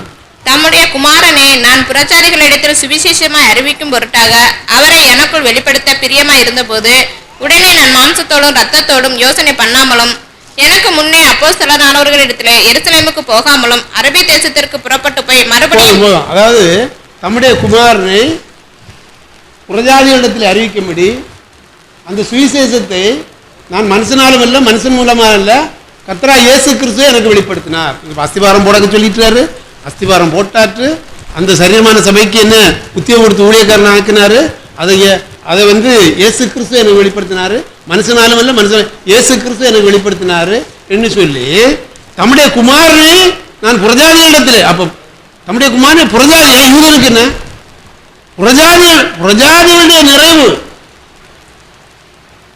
உண்டாகும் வரைக்கும் இஸ்ரவேலில் வருவது கடினமான மனசு உண்டாகும். அது ஒரு ரகசியம் தானே. அது வசனத்தை படிங்க. இப்ப இதை முடிச்சுக்கிறேன். அப்ப தமிழ் புறஜாதிகளிடத்தில் சுவிசேஷம் அறிவிக்கும்படி இயேசு கிறிஸ்து எனக்குள்ள வெளிப்படுத்த பிரியமா இருந்தபொழுது மாம்சத்தோடு ரத்தத்தோடு யோசனை பண்ணாமல் குமாரன் என்ன, அதாவது சொந்தமானவர் ஏற்றுக்கொள்ளை, அவருடைய நாமத்தின் அவரை ஏற்றுக்கொள்ள எத்தனை தேவனுடைய பிள்ளைகள் ஆகும்படி அவர்களுக்கு அதிகாரம் கொடுத்தார். தேவனுடைய பிள்ளைகள். இப்ப ரோமர் 8ஆம் அதிகாரம், ரோமர் 8ஆம் அதிகாரம் படிக்கிறோம் இல்லையா?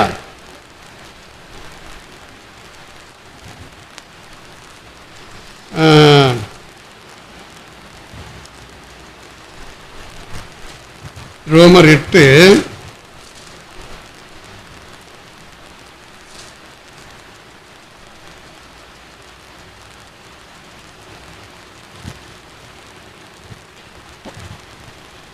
இந்த 17 18 19 வரையும் படிங்க. நாம் பிள்ளைகளான சுதந்திரம் ஆமே, தேவனுடைய சுதந்திரம் கிறிஸ்துக்கு உடன் சுதந்திரம் ஆமே.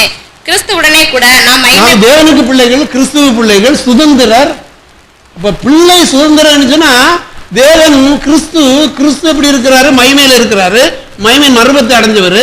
அந்த சுதந்திரமாக கிறிஸ்துடனே கூட நாம் மகிமைப்படும்படிக்கு அவருடனே கூட பாடுபட்டால் அப்படியாகும். அதனால் இக்காலத்து பாடுகள் இனிவன் நம்மிடத்தில் வெளிப்படும் மகிமைக்கப்படுதல் அல்ல என்று, மேலும் தேவனுடைய புத்திரர் வெளிப்படுவதற்கு சிறுசியானது அவளோடு காத்து கொண்டிருக்கிறது. இப்ப தேவனுடைய புத்திரர் வெளிப்படணும்.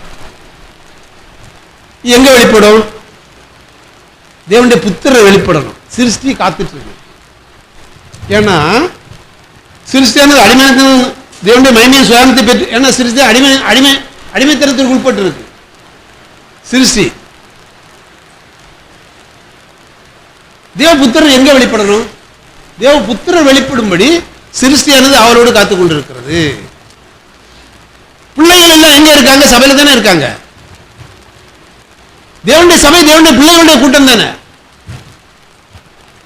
ஞானஸ்நானம் பெற்று பரிசுத்தாவினாலே அபிஷேகம் பண்ணப்பட்டு, அப்ப ஞானஸ்நானத்தினால அவரோட கூட அடக்கம் பண்ணப்படுறோம். அவர் எழுந்ததுனால நாம உயிரோடு எழுந்திருக்கிறோம். இப்ப ஞானஸ்நானம் அடக்கம் பண்ணப்பட்டு அவருடைய உயிர்த்தெழுதலுக்கும் அவருடைய மரணத்தின் சாயலும் உயிர்த்தெழுதல் சாயலும் இணைக்கப்பட்டாச்சு.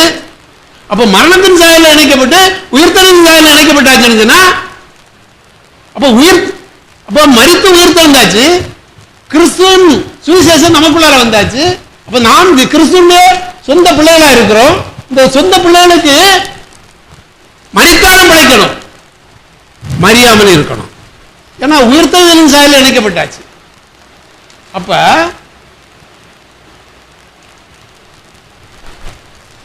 எபேசியர் 5ஆம் அதிகாரம் 25-26 வசனத்தை படிப்போம். அதாவது எல்லாமே அன்பு கூர்ந்து எல்லாமே சபைக்காக தான் ஒப்பு கொடுத்துட்டாருங்க. புருஷர்களே, உங்கள் மனைவிகளில் அன்பு கூறுங்கள், அப்படியே கிறிஸ்துவும் சபையில் அன்பு கூர்ந்து தாம் அதை திருவசனத்தை கொண்டு தண்ணீர் முழுக்கினால் சுத்திகரித்து பரிசுத்தமாக்குறதற்கும் கரைதரை முதலானவைகள் ஒன்றும் இல்லாமல் பரிசுத்தமும் பிழையற்றதுமான மகிமையுள்ள சபையாக அதை தமக்கு முன் நிறுத்திக் கொள்வதற்கும் தம்மை அதற்காக ஒப்பு கொடுத்தார். பாருங்க, தம்மை ஒப்பு கொடுத்தார், தாமே ஒப்பு கொடுத்தார். அப்படின்னா என்ன அர்த்தம்? வசனம் கிறிஸ்துவ மூலைக்கல்லா இருக்கிறார். இங்க பாருங்களா, தாமதே அப்ப திருவசனத்தோடு எங்கேயுமே போக முடியாது. திருவசனம் கற்பனை, பிரமாணம், கற்பனை. இப்ப வெளிப்படுத்தின விசேஷம் உலகத்தில் உள்ள எல்லாருக்கும் கொடுக்கப்பட்ட கற்பனை. அது எதுக்குன்னா மகிமையின் மனவாட்டி ஆயத்தமாகிறதற்கு கொடுக்கப்பட்ட கற்பனை. கற்பனை இயேசுவை சந்திக்கிறதுக்கு கொடுக்கப்பட்ட கற்பனை. அது வசனம், திருவசனம். அப்ப திருவசனத்தை கொண்டு தண்ணீர் முழுக்கணும். இப்ப நீங்க ஞானஸ்நானம் எப்படி பெற்றீங்க? ஞானஸ்நானம் அது கிறிஸ்துக்குள்ளால, இது திருவசனத்துக்குள்ளால முங்கணுமா? திருவசனத்தை கொண்டு தண்ணீர் முழுக்கு. திருவசனமாகிய தண்ணீர், திருவசனத்தை கொண்டு தண்ணீர் முழுக்கு நான் சுத்திகரித்து சத்தியத்தினாலே நான் 14ஆம் அதிகாரத்தில் இருக்கு இல்லையா, யோவான் 17 நான் என்னை சத்தியத்தினாலே பரிசுத்தமாக்குகிறேன், இவர்களும் சத்தியத்தினாலே பரிசுத்தமா. அப்ப திருவசனம் பரிசுத்தப்படுத்துறது, அவருடைய ரத்தம் பரிசுத்தப்படுத்தினது, ஆவியானவர் பரிசுத்தப்படுத்துகிறார். இப்ப திருவசனம் பரிசுத்தப்படுத்துகிறது, அது சத்தியத்தினாலே பரிசுத்தமாகிறது. ஆட்டுக்குட்டி ரத்தம் நம்மளை பரிசுத்தப்படுத்துகிறது, அவருடைய வசனம் நம்மை பரிசுத்தப்படுத்துகிறது. யோவான் 17ஆம் அதிகாரத்தில் படிக்கிறோம் இல்லையா? சரி, அவர்களுக்கு மகிமையை கொடுத்து இப்ப திருவசனத்தினாலே யோவான் 17ஆம் அதிகாரத்தில் படிப்போமே, யோவான் 17. இப்ப இதை முடிச்சிட்டோமா? தண்ணீர் முழுக்கு திருவசனத்துக்குள்ளால முங்கணும், திருவசனத்தை கை கொள்ளணும். அப்ப ஒன்ன விட்டுட்டு ஒண்ணும் இல்லை, எல்லாத்தையும் கை கொள்ளணும். வெளிப்படுத்தின விசேஷத்தை நீங்க ஊழியமாக நிறைவேற்றணும். உங்க சரீரம், அதான் சரீரமான சபை. நம்ம எபேசியர் 5ஆம் அதிகாரத்தில் படிக்கிறோம் இல்லையா, அவர் தலையா இருக்கிறார், நாம் சரீரம்.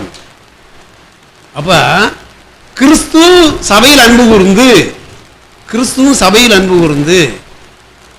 அப்படியே புருஷனும் மனைவியிடத்தில் அன்பு கூற கடவன். இந்த ரகசியம் பெரியது, நான் சபையை குறித்தும் கிறிஸ்துவை குறித்தும் சொல்லுகிறேன். அந்த எபேசியர் 5ஆம் அதிகாரத்தில் படிக்கிறீங்க பாருங்க. அதாவது 30-31 படிக்கிறேன் நான். 32 நாம் அவருடைய சரீரத்தின் அவயவங்கள். அவருடைய சரீரம் எப்படிங்க? இது ஒரு சும்மா வெறும் பேச்சுக்கான எழுத்தா? இது நாம் அவருடைய சரீரத்தின் அவயவம். இப்ப தலையோட சேர்ந்து இருக்கு அவயவம். அவருடைய மாம்சத்திற்கு அவருடைய மாம்சம் அவருடைய எலும்பு எப்படி இருக்கு? அவர் உயிர் திறந்து வந்தோடனே மாம்சம் என்ன தொட்டுப்பாரு. நான் ஆவியெல்லாம் கிடையாது, சரீரம் தொட்டுப்பாரு. எலும்பு மாம்சம் இருக்கு. இந்த எலும்பு மாம்சம் இருக்கிறவர் தான் அங்க எடுத்துக்கொள்ளப்பட்டாருன்னு பார்க்கிறோம். அப்ப நாம் அவருடைய சரீரத்தின் அவயவங்கள், அவருடைய அதாவது ஆதியாமத்துல விட்டு போனதை இங்க கொண்டு வர்றாரு. ஆதியாமத்துல விட்டு போனதை அவர் செய்ய நினைத்தது ஒன்றுமே தடைபடாது.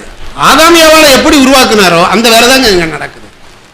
அந்த வேலை ராஜ்யத்தை அவங்களுக்கு கொடுத்தாரு இல்லையா? அப்ப ஆதியாமத்தில் ஆதாம் ஏவாளை உருவாக்கி அந்த ஆவி ஜீவ ஆவியை ஊற்றுவது ஜீவாத்மாவானான். அந்த ஜீவாத்மாவிலிருந்து பிரித்தெடுக்கிறாரு. நீங்கள் பெருகி அப்ப ஆண்டு கொள்ளுங்கள். அது நித்தியமான அங்க தேவன் எப்பவுமே இருக்கிறாரு, உலகுவாரு. தேவன் அவரோட இருப்பாரு. தேவன் நம்மோட கூட இருக்கிறாருன்னு சொல்லி அர்த்தமா. அப்ப இப்ப இது நிமித்தம் இருவரும் ஒரே மாம்சமா இருப்பாரு. அப்ப இயேசு கிறிஸ்துடைய மாம்சம். இந்த ரகசியம் பெரியது. சபையை குறித்தும் கிறிஸ்துவை குறித்தும் சொல்லுவார். அப்ப கிறிஸ்து இயேசுனால சபையில சதாகாரங்களிலும் மகிமை உண்டாவதாக. அந்த சரீரமான சபைக்கு கொடுத்த உத்தியோகத்தினுடைய ஊழியக்காரனாரு.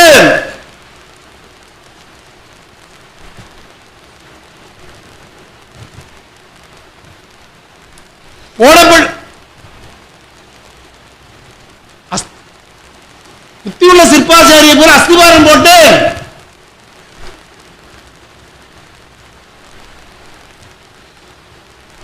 இந்த ரகசியம் பெரிய நான் சபையை குறித்தும் கிறிஸ்துவ குறித்தும். அப்ப கிறிஸ்து சபைக்கு மூளைக்கல்லா இருக்கிறார், அஸ்திவார கற்கள். அப்ப நம்ம பேதுருவில படிக்கிறோம் இல்லையா? பேதுரு 1ஆம் அதிகாரம். ஆமா, 1ஆம் அதிகாரம் 1 பேதுரு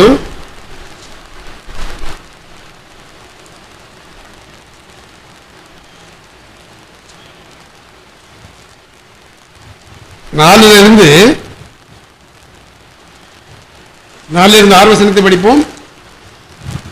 1ஆவது அதிகாரம் 2ஆம் அதிகாரம். மனுஷரால் தள்ளப்பட்டதாயினும் தேவனால் தெரிந்து கொள்ளப்பட்டதும் விளையாட பெற்றதுமாய் இருக்கிற ஜீவனுள்ள கல்லாகி அவரிடத்தில் சேர்ந்தவர்களாகிய நீங்களும் ஜீவனுள்ள கற்களை போல ஆவிக்கேற்ற மாளிகையாகவும் இயேசு கிறிஸ்து மூலமாய் தேவனுக்கு பிரியமான ஆவிக்கேற்ற பலிகளை செலுத்தும்படிக்கு பரிசுத்த ஆசாரிய கூட்டமாகவும் கட்டப்பட்டு வருகிறீர்கள். அந்தபடியே இதோ தெரிந்து கொள்ளப்பட்டதும் விளையாட பெற்றதுமாய் இருக்கிற மூளைக்கல்லை சீயோனில் வைக்கிறேன், அதே மேல் விசுவாசமாய் இருக்கிறவன் வெட்கப்படுவதில்லை என்று வேதத்திலே சொல்லி இருக்கிறது. அப்ப நீங்க கட்டப்பட்டு வருகிறீர்கள் ஜீவனுள்ள கற்களை போல, அவரோட சேர்ந்தவர்களாகிய நீங்களும் ஜீவனுள்ள கற்களை போல. அந்தபடி இதோ தெரிந்து கொள்ளவரும் விளையாட மூளைக்கல்லை சீயோனிலே வைக்கிறேன்.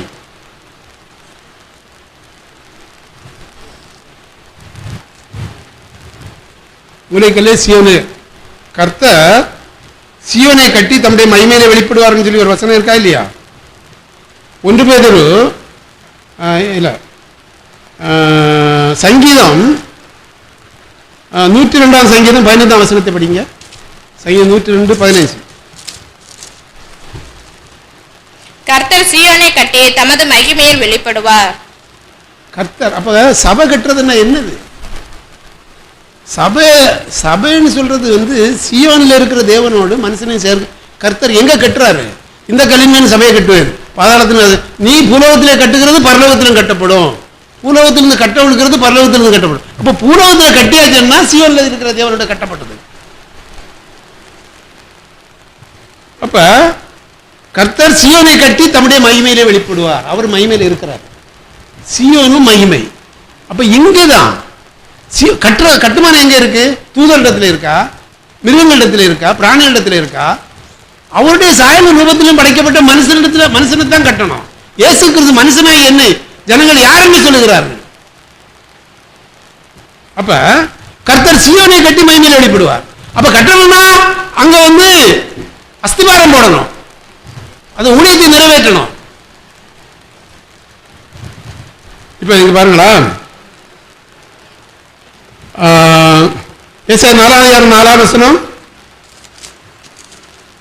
ஏசாயா 4:4 சீயோனில் மீதியா இருந்து எருசலேமில் தரித்திருந்து ஜீவனுக்கென்று பேர் எழுதப்பட்டவன் எவனும் பரிசுத்தன் என்று சொல்லப்படுவான். போதும், படிங்க, அது ஃபுல்லா படிங்க. அப்பொழுது கர்த்தர் சீயோன் மலையில் உள்ள எல்லா வாசஸ்தலங்களிலும் அதன் சபைகளின் மேலும் பகலில் மேகத்தையும் புகையையும் இரவில் கொழுந்து விட்டு எரியும் சீயோனில் உள்ள எல்லா வாசஸ்தலத்தின் மேலும் அதன் சபைகளின் மேலும் கொழுந்து விட்டும் படிங்க இரவில் கொழுந்து விட்டு எரியும் அக்கினி பிரகாசத்தையும் உண்டாக்குவார். மகிமையானவைகளின் மேலெல்லாம் காவல் உண்டாயிருக்கும். பகலிலே வெயிலுக்கு நிழலாகவும் பெருங்காற்றுக்கும் மழைக்கும் அடைக்கலமாகவும் மறைவிடமாகவும் ஒரு கூடாரம் உண்டாயிருக்கும். அந்தி கிறிஸ்து காலத்துல அடைக்கலமாகவும் மறைவிடமாகவும் பெருங்காற்றுக்கும் மழைக்கும் நிழலாகவும் அடைக்கலமாகவும் மறைவிடமாகவும் ஒரு கூடாரம் உண்டாயிருக்கும். மறைக்கப்பட்டு ஒளிப்பிடம் ஆயத்தப்படுத்தப்படும். நம்ம வசனம் படிக்கிறோம் இல்லையா? ஒளிப்பிடம் மறைவிடம் ஆயத்தப்படுத்தப்படும். அப்ப மகிமையான மேலெல்லாம் காவல் உண்டாயிருக்கும். பறந்து காக்கிற பட்சிய போல கர்த்தர் எருசலேமின் மேல் ஆதரவா இருப்பார். பறந்து காக்கிறவர். சிறைகள் கொடுக்கப்பட்டது. அந்த சிறியாவில் பறந்து போறதுக்கு 2 சிறைகள் கொடுக்கப்பட்டது. பறந்து காக்கிற பட்சிய போல கர்த்தர் எருசலேமின் மேல் ஆதரவா இருப்பார். உராய்ந்தோர் ஒரு பட்சியை கிடைக்கிறதும் உராய்ந்தோர் ஒரு பட்சியை கிடைக்கிறதும் கர்த்தரை காத்திருந்தால் செட்டலை போல கடலை எடுத்து எழும்புவார்கள்.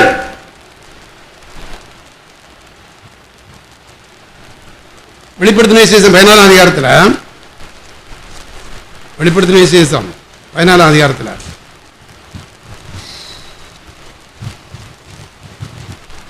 தானே?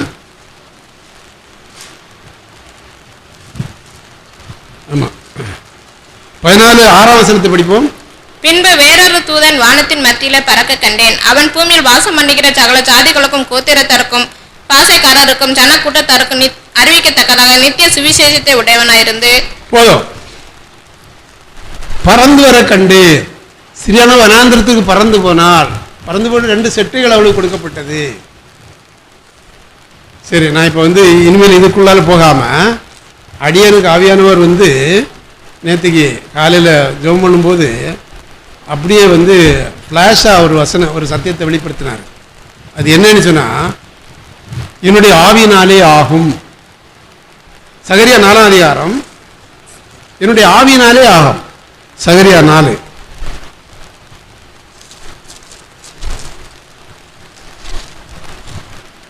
சகரியா 4ஆம் அதிகாரத்தில் நம்ம படிக்கிறோம் இல்லையா? சகரியா 4ஆம் அதிகாரம்.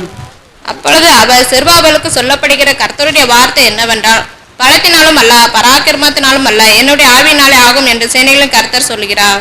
போதும் இருங்க, 9ஆம் வசனத்தை படிங்க. செருபாபேலின் கைகள் இந்த ஆலயத்துக்கு அஸ்திபாரம் போட்டது. அவன் கைகளை இதை முடித்து தீர்க்கும். அதனால் சேனைகளின் கர்த்தர் என்னை உங்களிடத்திற்கு அனுப்பினார் என்றும் அறிவாய். நம்ம இப்ப அஸ்திபாரம் போட்ட வசனத்தை படிச்சோமா இல்லையா? புத்தியுள்ள சிற்பாசாரியை போல் அஸ்திபாரம் போட்டேன், அதன் மேல் கட்டு. நான் அந்த சபைக்கு ஊழியக்காரன் நானேன். இப்ப இப்ப 4ஆம் அதிகாரத்தில் என்ன இருக்கு? எங்க 2ஆம் வசனத்தை படிங்க. நீ காண்கிறது என்னவென்று கேட்டார். அதற்கு நான், இதோ முழுவதும் பொன்னினால் செய்யப்பட்ட குத்து விளக்கை காண்கிறேன். அதன் உச்சியில் அதன் கிண்ணமும் அதன் மேல் அதன் 7 அகல்களும் அதன் உச்சியில் இருக்கிற அகல்களுக்கு போகிற 7 குழாய்களும் இருக்கிறது. படிங்க, அப்படியே படிச்சுட்டு வாங்க. அதன் அருகில் கிண்ணத்திற்கு வலதுபுறமாக ஒன்றும் அதற்கு இடதுபுறமாக ஒன்றும் ஆக 2 ஒலிவ மரங்கள் இருக்கிறது என்றேன். நான் என்னோட பேசின தூதனை நோக்கி, ஆண்டவனே இவைகள் என்னவென்று கேட்டேன். என்னோட பேசின தூதன் மறுமொழியாக, இவைகள் இன்னதென்று உனக்கு தெரியாதா என்றார். ஆண்டவனே எனக்கு தெரியாது என்றேன். அப்பொழுது அவர் செருபாபேலுக்கு சொல்லப்படுகிற கர்த்தருடைய வார்த்தை என்னவென்றால், பலத்தினாலும் அல்ல பராக்கிரமத்தினாலும் அல்ல என்னுடைய ஆவியினாலே ஆகும் என்று சேனைகளின் கர்த்தர் சொல்லுகிறார். பெரிய பர்வதமே நீ எம்மாத்திரம், செருபாபேலுக்கு முன்பாக நீ சமபூமி ஆவாய். தலைக்கலை அவன் கொண்டு வருவான், அதற்கு கிருபை உண்டாவதாக என்று ஆர்ப்பரிப்பார்கள் என்றார். பின்னும் கர்த்தருடைய வார்த்தை எனக்கு உண்டாகி, அவர் செருபாபேலின் கைகள் இந்த ஆலயத்துக்கு அஸ்திபாரம் போட்டது. அவன் கைகளை இதை முடித்து தீர்க்கும். அதனால் சேனைகளின் கர்த்தர் என்னை உங்களிடத்திற்கு அனுப்பினார் என்று அறிவாய். போதும் போதும் போதும் போதும். அதாவது என்னுடைய ஆவியினாலே ஆகும். இவ பரிசுத்த ஆவியானவருடைய வேலை தானே சபையை மகிமை, அந்த ஆவியினாலே தானே மகிமையின் மேல் மகிமையிலிருந்து மறுரூபப்படுகிறோம். இந்த மறுரூபம் அந்த தேவனுடைய ராஜ்யத்திலே வரும்பொழுது காணும் மரணத்தை ருசி வரும். அப்போ இயேசு மரணமானார். அப்போ அங்கே வந்து எலியா ஒன்று சொல்றாரு, எலியாவுக்கு 2 வேலை இருக்குன்னு சொல்றாரு. அதாவது கடைசி கால ஊழியம் மகிமையின் மறுரூபத்தின் சாயலை அடைந்து சாத்தாண்டே தலையை நசுக்கி மணவாளனை கடைசி காலம் தேவரகசியம் நிறைவேறும். இப்ப 11 இருந்து படிங்க. 11 இருந்து. பின்பு நான் அவரை நோக்கி, குத்துவிளக்கு வலதுபுறமாகவும் அதற்கு இடதுபுறமாகவும் இருக்கிற இந்த 2 ஒலிவ மரங்கள் என்னவென்று கேட்டேன். குத்துவிளக்குன்னா என்னது? சபை. அது 7 குத்துவிளக்கு 7 சபைகளாம். நட்சத்திரனா சபையின் தூதன். இப்ப இதை படிங்க. இப்ப மறுபடியும் நான் அவரை நோக்கி, 2 பொற்குழாய்களின் வழியாய் தொங்கி பொன்னிறமான எண்ணெயை தங்களிலிருந்து இறங்க பண்ணுகிறவைகளாகிய ஒலிவ மரங்களின் 2 கிளைகள் என்னவென்று கேட்டேன். அதற்கு அவர், இவைகள் இன்னதென்று உனக்கு தெரியாதா என்றார். ஆண்டவனே, எனக்கு தெரியாது என்றேன். அப்பொழுது அவர், இவைகள் 2ம் சர்வ லோகத்துக்கும் ஆண்டவராய் இருக்கிறவரின் சமூகத்தில் இருக்கிற அபிஷேகம் பெற்றவர்கள் என்றார். போதும். அப்ப இங்க 2 ஒலிவ மரம், ஒலிவ மரத்திலிருந்து 2 பொற்குழாய்களின் வழியாக பொன்னிறமான எண்ணெயை தங்களிலிருந்து இறங்க பண்ணுகிறாங்க. எதுக்கு? பொன்னினால் செய்யப்பட்ட குத்துவிளக்கு 7 அகல்கள், அதுக்கு எண்ணெய். 2 பக்கத்திலும் 2 ஒலிவ மரம், ஒலிவ மரத்திலிருந்து குழாய், பொன்னிறமான எண்ணெய், பொன்னிறமான குழாய், ஒலிவ மரங்களின் 2 கிளைகள், பொன்னிறமான எண்ணெய். சர்வலோகத்திற்கு ஆண்டவருக்கு முன்பாக இருக்கிற 2 ஒலிவ மரங்களும் 2 விளக்கு தண்டுகளும் இவர்களே. அதாவதுங்க, எதுக்கு அப்போஸ்தலர்களுக்கு அஸ்திவாரத்தின் மேல் போட்டாரு?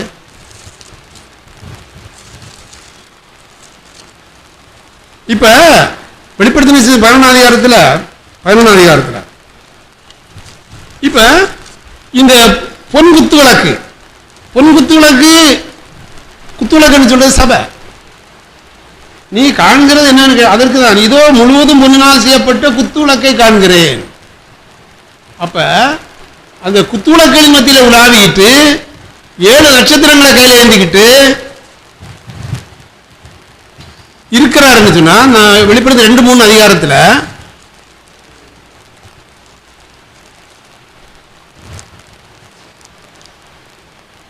அதாவது இயேசு அடைந்த மகிமைய, இயேசு என்ன சத்தியத்தை கை கொண்டு மகிமை அடைஞ்சாரோ, வசனத்தை கை கொண்டு மகிமை அடைஞ்சாரோ, அந்த சத்தியமும் வசனமும் தான் மகிமை அடைகிறதற்கு நமக்கு கொடுக்கப்பட்டது. இப்ப நம்ம வந்து அன்பின் ஆழம் நீளம் உயரம் அகலம் அறிவு கட்டாத அன்பன்னு சொல்லி படிச்சோம் இல்லையா, முடிச்சிடறேன் நான். இப்ப இதுல வந்து ரெண்டு ஒலிவ மரம், அது சர்வலோகத்திற்கு ஆண்டவருக்கு முன்பாக இருக்கிற 2 விளக்கு தண்டுகளும் 2 ஒலிவ மரங்களும் இவைகளே. வெளிப்படுத்தின 11 அதிகாரத்திலிருந்து அதை படிக்கிறோம் இல்லையா. வெளிப்படுத்தின 11 அதிகாரத்தில் 2-3 வசனத்தை படிங்க. ஆலயத்திற்கு புறம்பே இருக்கிற பிரகாரம் புறஜாதியருக்கு கொடுக்கப்பட்டபடியால் அதை அளவாமல் புறம்பாக்கி போடு. பரிசுத்த நகரத்தை அவர்கள் 42 மாதம் படிங்க. என்னுடைய 2 சாட்சிகளும் ரட்டு வஸ்திரம் முடித்து கொண்டிருக்கிறவர்களாய் 1260 நாளளவும் தீர்க்க தரிசனம் சொல்லும்படி அவர்களுக்கு அதிகாரம் கொடுப்பேன். உலகத்தின் ஆண்டவருக்கு முன்பாக நிற்கிற 2 ஒலிவ மரங்களும் 2 விளக்கு தண்டுகளும் இவர்களே. ஒருவன் அவர்களை சேதப்படுத்த போதும். அப்ப ஒலிவ மரம் அங்க சகரியாவில் கேட்கிறாரு அந்த குத்துவிளக்கு மத்தியில். அப்ப குத்துவிளக்குன்னு சொல்லி சபை 2 ஒலிவ மரங்கள். அப்படின்னா சபை கடைசி காலத்தில் சபையை மகிமைப்படுத்துறதற்கு தேவன் வைத்திருக்கிற வசனம் பிளான். குத்துவிள சிற்பாசாரியில் அஸ்திபாரம் போட்டேன். அந்த சபைக்கு ஒரு சரீரமான இந்த ரகசியம் பெரிய நான் சபையை குறித்தும் கிறிஸ்துவை குறித்தும் சொல்லுகிறேன். அப்ப இப்ப வந்து இயேசு கிறிஸ்து வரப்போறாரு. இயேசு கிறிஸ்து வரப்போறாருன்னா வெளிப்படுத்தின 19:6-7 வசனத்தை படிப்போம். வெளிப்படுத்தின 19:6-7. அப்பொழுது திரளான ஜனங்கள் இடும் ஆரவாரம் போலவும் பெருவெள்ள இறைச்சல் போலவும் பலத்த இடிமுழக்கம் போலவும் ஒரு சத்தம் உண்டாகி, அல்லேலூயா, சர்வ வல்லமையுள்ள தேவனாகிய கர்த்தர் ராஜ்யபாரம் பண்ணுகிறார். நாம் சந்தோஷப்பட்டு கலிகூர்ந்து அவருக்கு துதி செலுத்த கடவோம். ஆட்டுக்குட்டியானவருடைய கல்யாணம் வந்தது, அவருடைய மனைவி தன்னை ஆயத்தம் பண்ணினாள் என்று சொல்ல கேட்டேன். ஆட்டுக்குட்டியானுடைய கல்யாணம் எப்போ வரும்? மனைவி ஆயத்தம் பண்ணினாள். அப்ப ஆட்டுக்குட்டியான மகிமையில் இருக்கிறாரு. கல்யாணம் எப்போ வரும்?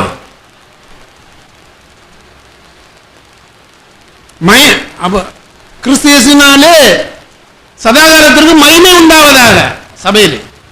கிறிஸ்து சபைக்கு மூலைக்கல்.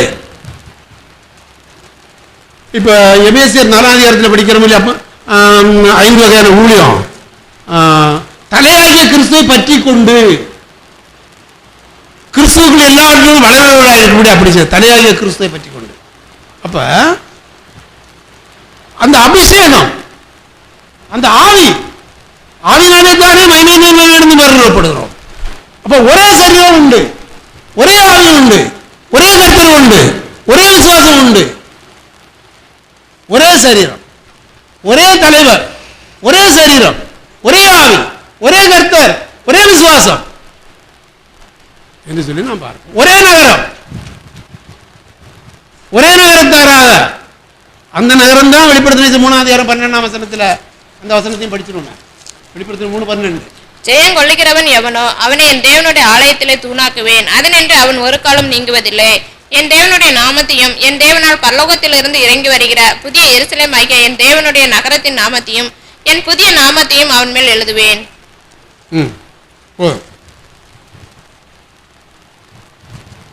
அப்ப அதாவதுங்க ஆதியாகமம் 3ஆம் அதிகாரம் 15ஆம் வசனம், வெளிப்படுத்தின விசேஷம் 3ஆம் அதிகாரம் 12ஆம் வசனம், வெளிப்படுத்தின விசேஷம் 5ஆம் அதிகாரம் ஃபுல்லா 5ஆம் அதிகாரத்தில் 9-10 வசனத்தை படிங்க. வெளிப்படுத்தின விசேஷம் அது முத்திரையிடப்பட்ட புஸ்தகம் பிதாண்டத்தில் இருக்கு.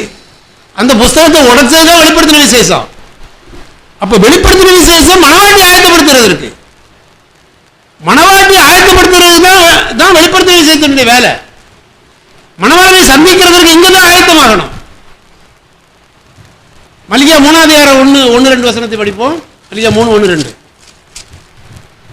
இதோ நான் என் தூதனை அனுப்புகிறேன், அவன் எனக்கு முன்பாக போய் வழியை ஆயத்தம் பண்ணுவான். அப்பொழுது நீங்கள் தேடுகிற ஆண்டவரும் நீங்கள் விரும்புகிற உடன்படிக்கையின் தூதனுமானவர் தம்முடைய ஆலயத்துக்கு தீவிரமாய் வருவார். இதோ வருகிறார் என்று இதோ நான் என் 3:1 மல்கியா 3. இதோ நான் என் தூதனை அனுப்புகிறேன். இப்ப எபேசு சபையின் தூதன். அப்ப 7 சபைகளுக்கு அப்ப மனவாட்டியாகிய புதிய எருசலேமாகிய பரிசுத்த நகரம், ஒரே நகரம். அதுக்கு தூது உண்டா இல்லையா? அப்ப அங்க இயேசு சொல்றாரு இல்லையா, எலியா என்னாச்சு? அந்த மல்கியா 4ஆம் அதிகாரத்தில் எலியா பிதாக்களுடைய பிள்ளைகளுடைய பிதாக்களுடைய 2 கூட்டத்தாருடைய மீட்பு என்னாச்சு? வெளிப்படுத்தின விசேஷம் 5ஆம் அதிகாரத்தில் உள்ளும் புறமும் எழுதப்பட்ட புஸ்தகத்தினுடைய அந்த உடைத்த போது உள்ளும் புறமும் உள்ளால் எழுதப்பட்டிருக்கிறது யூதர்கள் உலகத்தின் மீட்பு. புறம்பே எழுதப்பட்டிருக்கிறது புறஜாதி சபையுடைய மகிமையின் மறுபடியாக பறந்து போவதற்கு 2 சிறகுகள் கொடுக்கப்பட்டது. பறந்து போற 2 சிறகுகள். அப்படின்னா எல்லாமே வெளிப்படுத்தின விசேஷம். தேவனுடைய ராஜ்யமான சபை செய்ய வேண்டியது, கை கொள்ள வேண்டியது, நடைமுறைப்படுத்தப்பட வேண்டியது. அங்கே சகரியா 4ஆம் அதிகாரத்தில் அந்த 2 ஒலிவ மரங்கள் என்னது? அப்ப ஒலிவ மரத்தில் இருந்தால் என்ன போனோம்? குழாய்கள் வழியாக தான் என்ன போனோம்? சர்வலோகத்தில் ஆண்டவருக்கு முன்பாக இருக்கிற 2 ஒலிவ மரங்கள், 2 விளக்கு தண்டுகள் இவர்களே.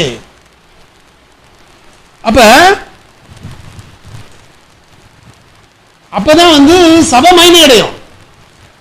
சபை பொன் குத்து விளக்கு. அப்ப குத்து விளக்கு இருந்துச்சுன்னா சபை. அப்ப இதை நான் தூதனை அனுப்புகிறேன், அப்பொழுது ஆண்டவர் வருவார், மனவாட்டி ஆயத்தமாவார்.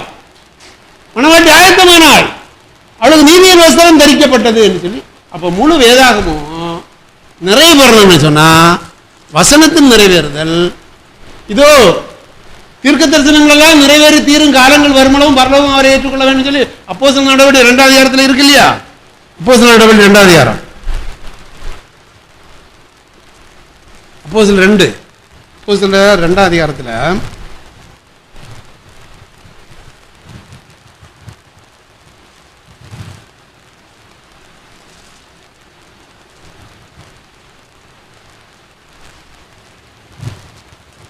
அதிகாரத்திலையா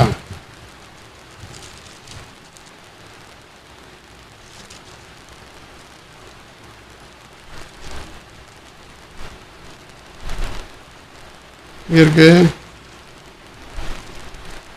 இதாங்க இருக்கு. அதாவது இதை மாத்திரம் படிச்சுறோம். அதாவது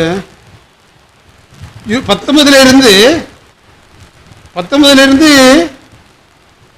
22 வரைக்கும் படிங்களா? 23 வரைக்கும் படிங்க.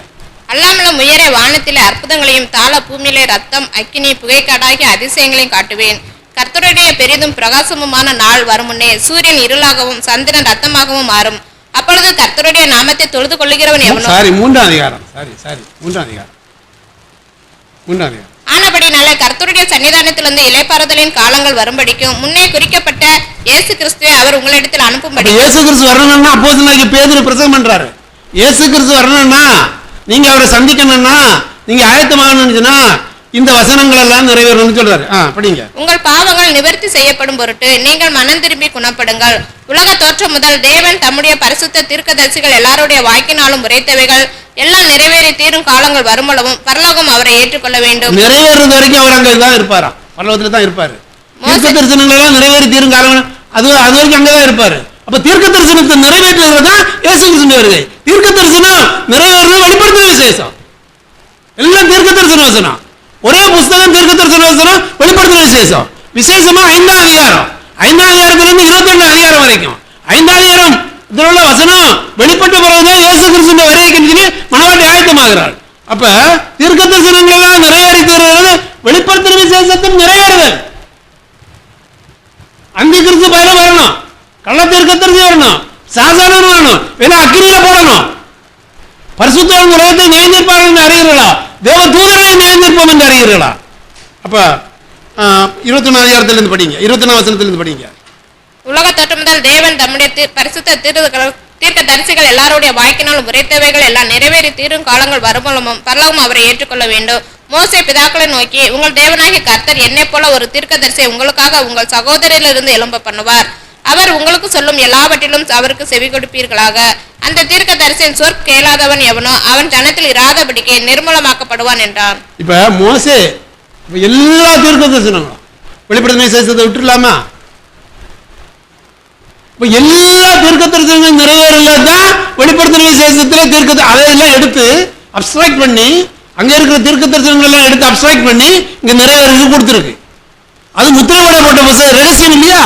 அதனால முத்திரையிடப்பட்ட புத்தகத்துக்குள்ளார வச்சிருக்கு.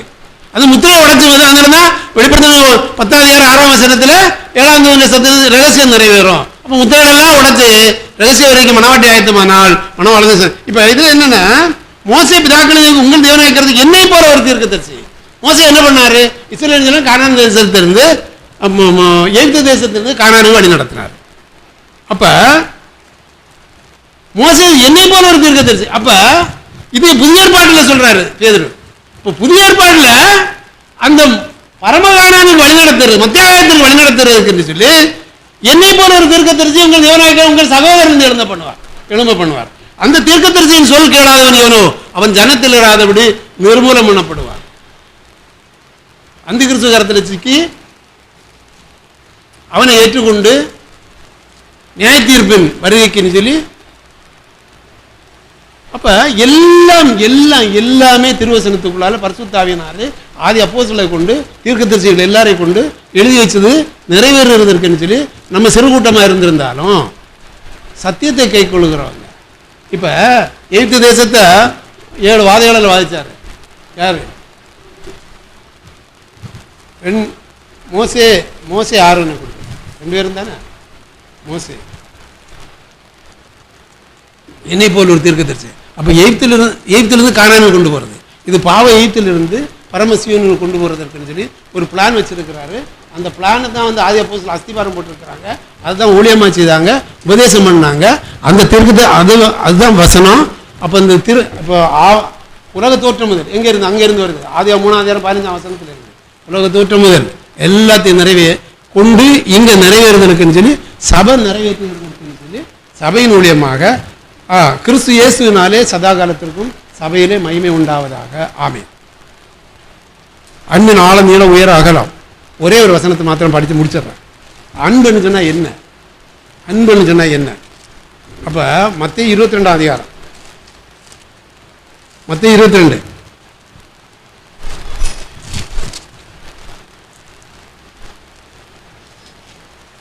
22 அதிகாரத்தில்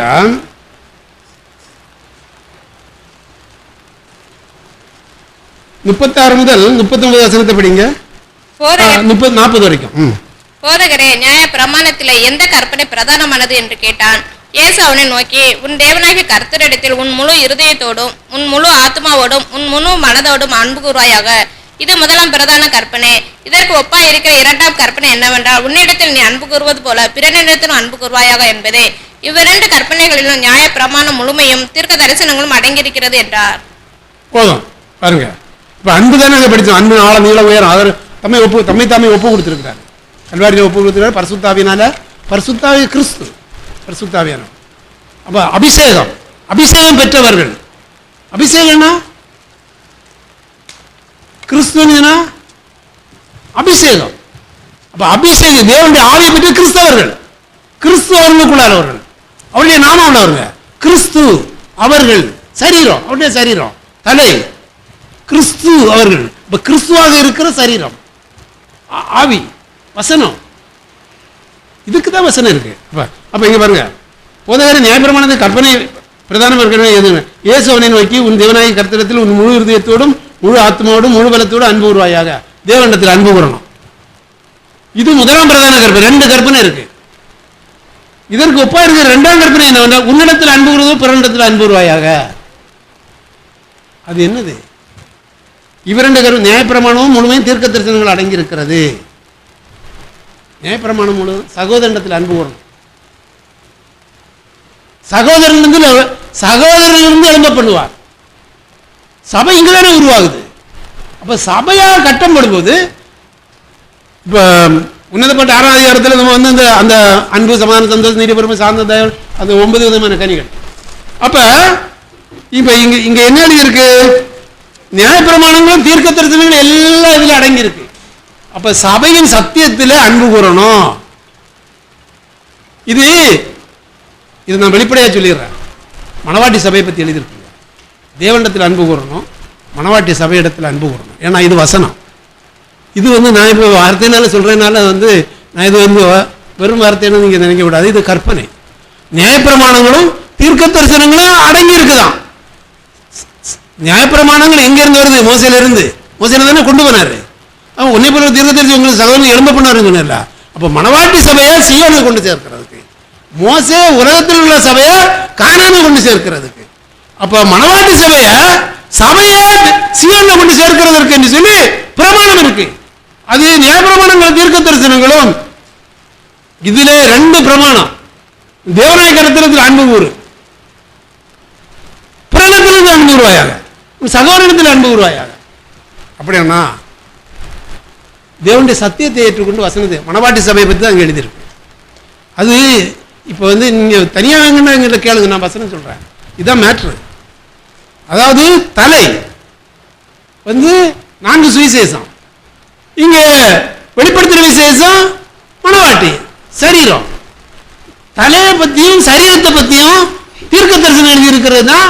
அதை இயேசு நிறைவேற்றினாரு, மணவாட்டி சபை நிறைவேற்றணும், சாத்தானுடைய தலையை நசுக்கணும். அப்போ சபையிலே கிறிஸ்து இயேசுவின் மூலமாய் சதா காலங்களில் எனக்கு மகிமையுண்ட அன்பின் ஆழம் நீளம் உயரம் அகலம் அறிவுக்கட்டாத அந்த அன்பில் அறிவுக்கட்டாத அன்பு கொண்டு தேவன் நம்மை அழைத்தார். தம்மை தாமே ஒப்பு கொடுத்தார், வசனத்தை ஒப்பு கொடுத்தார், இயேசு கை கொண்டார்.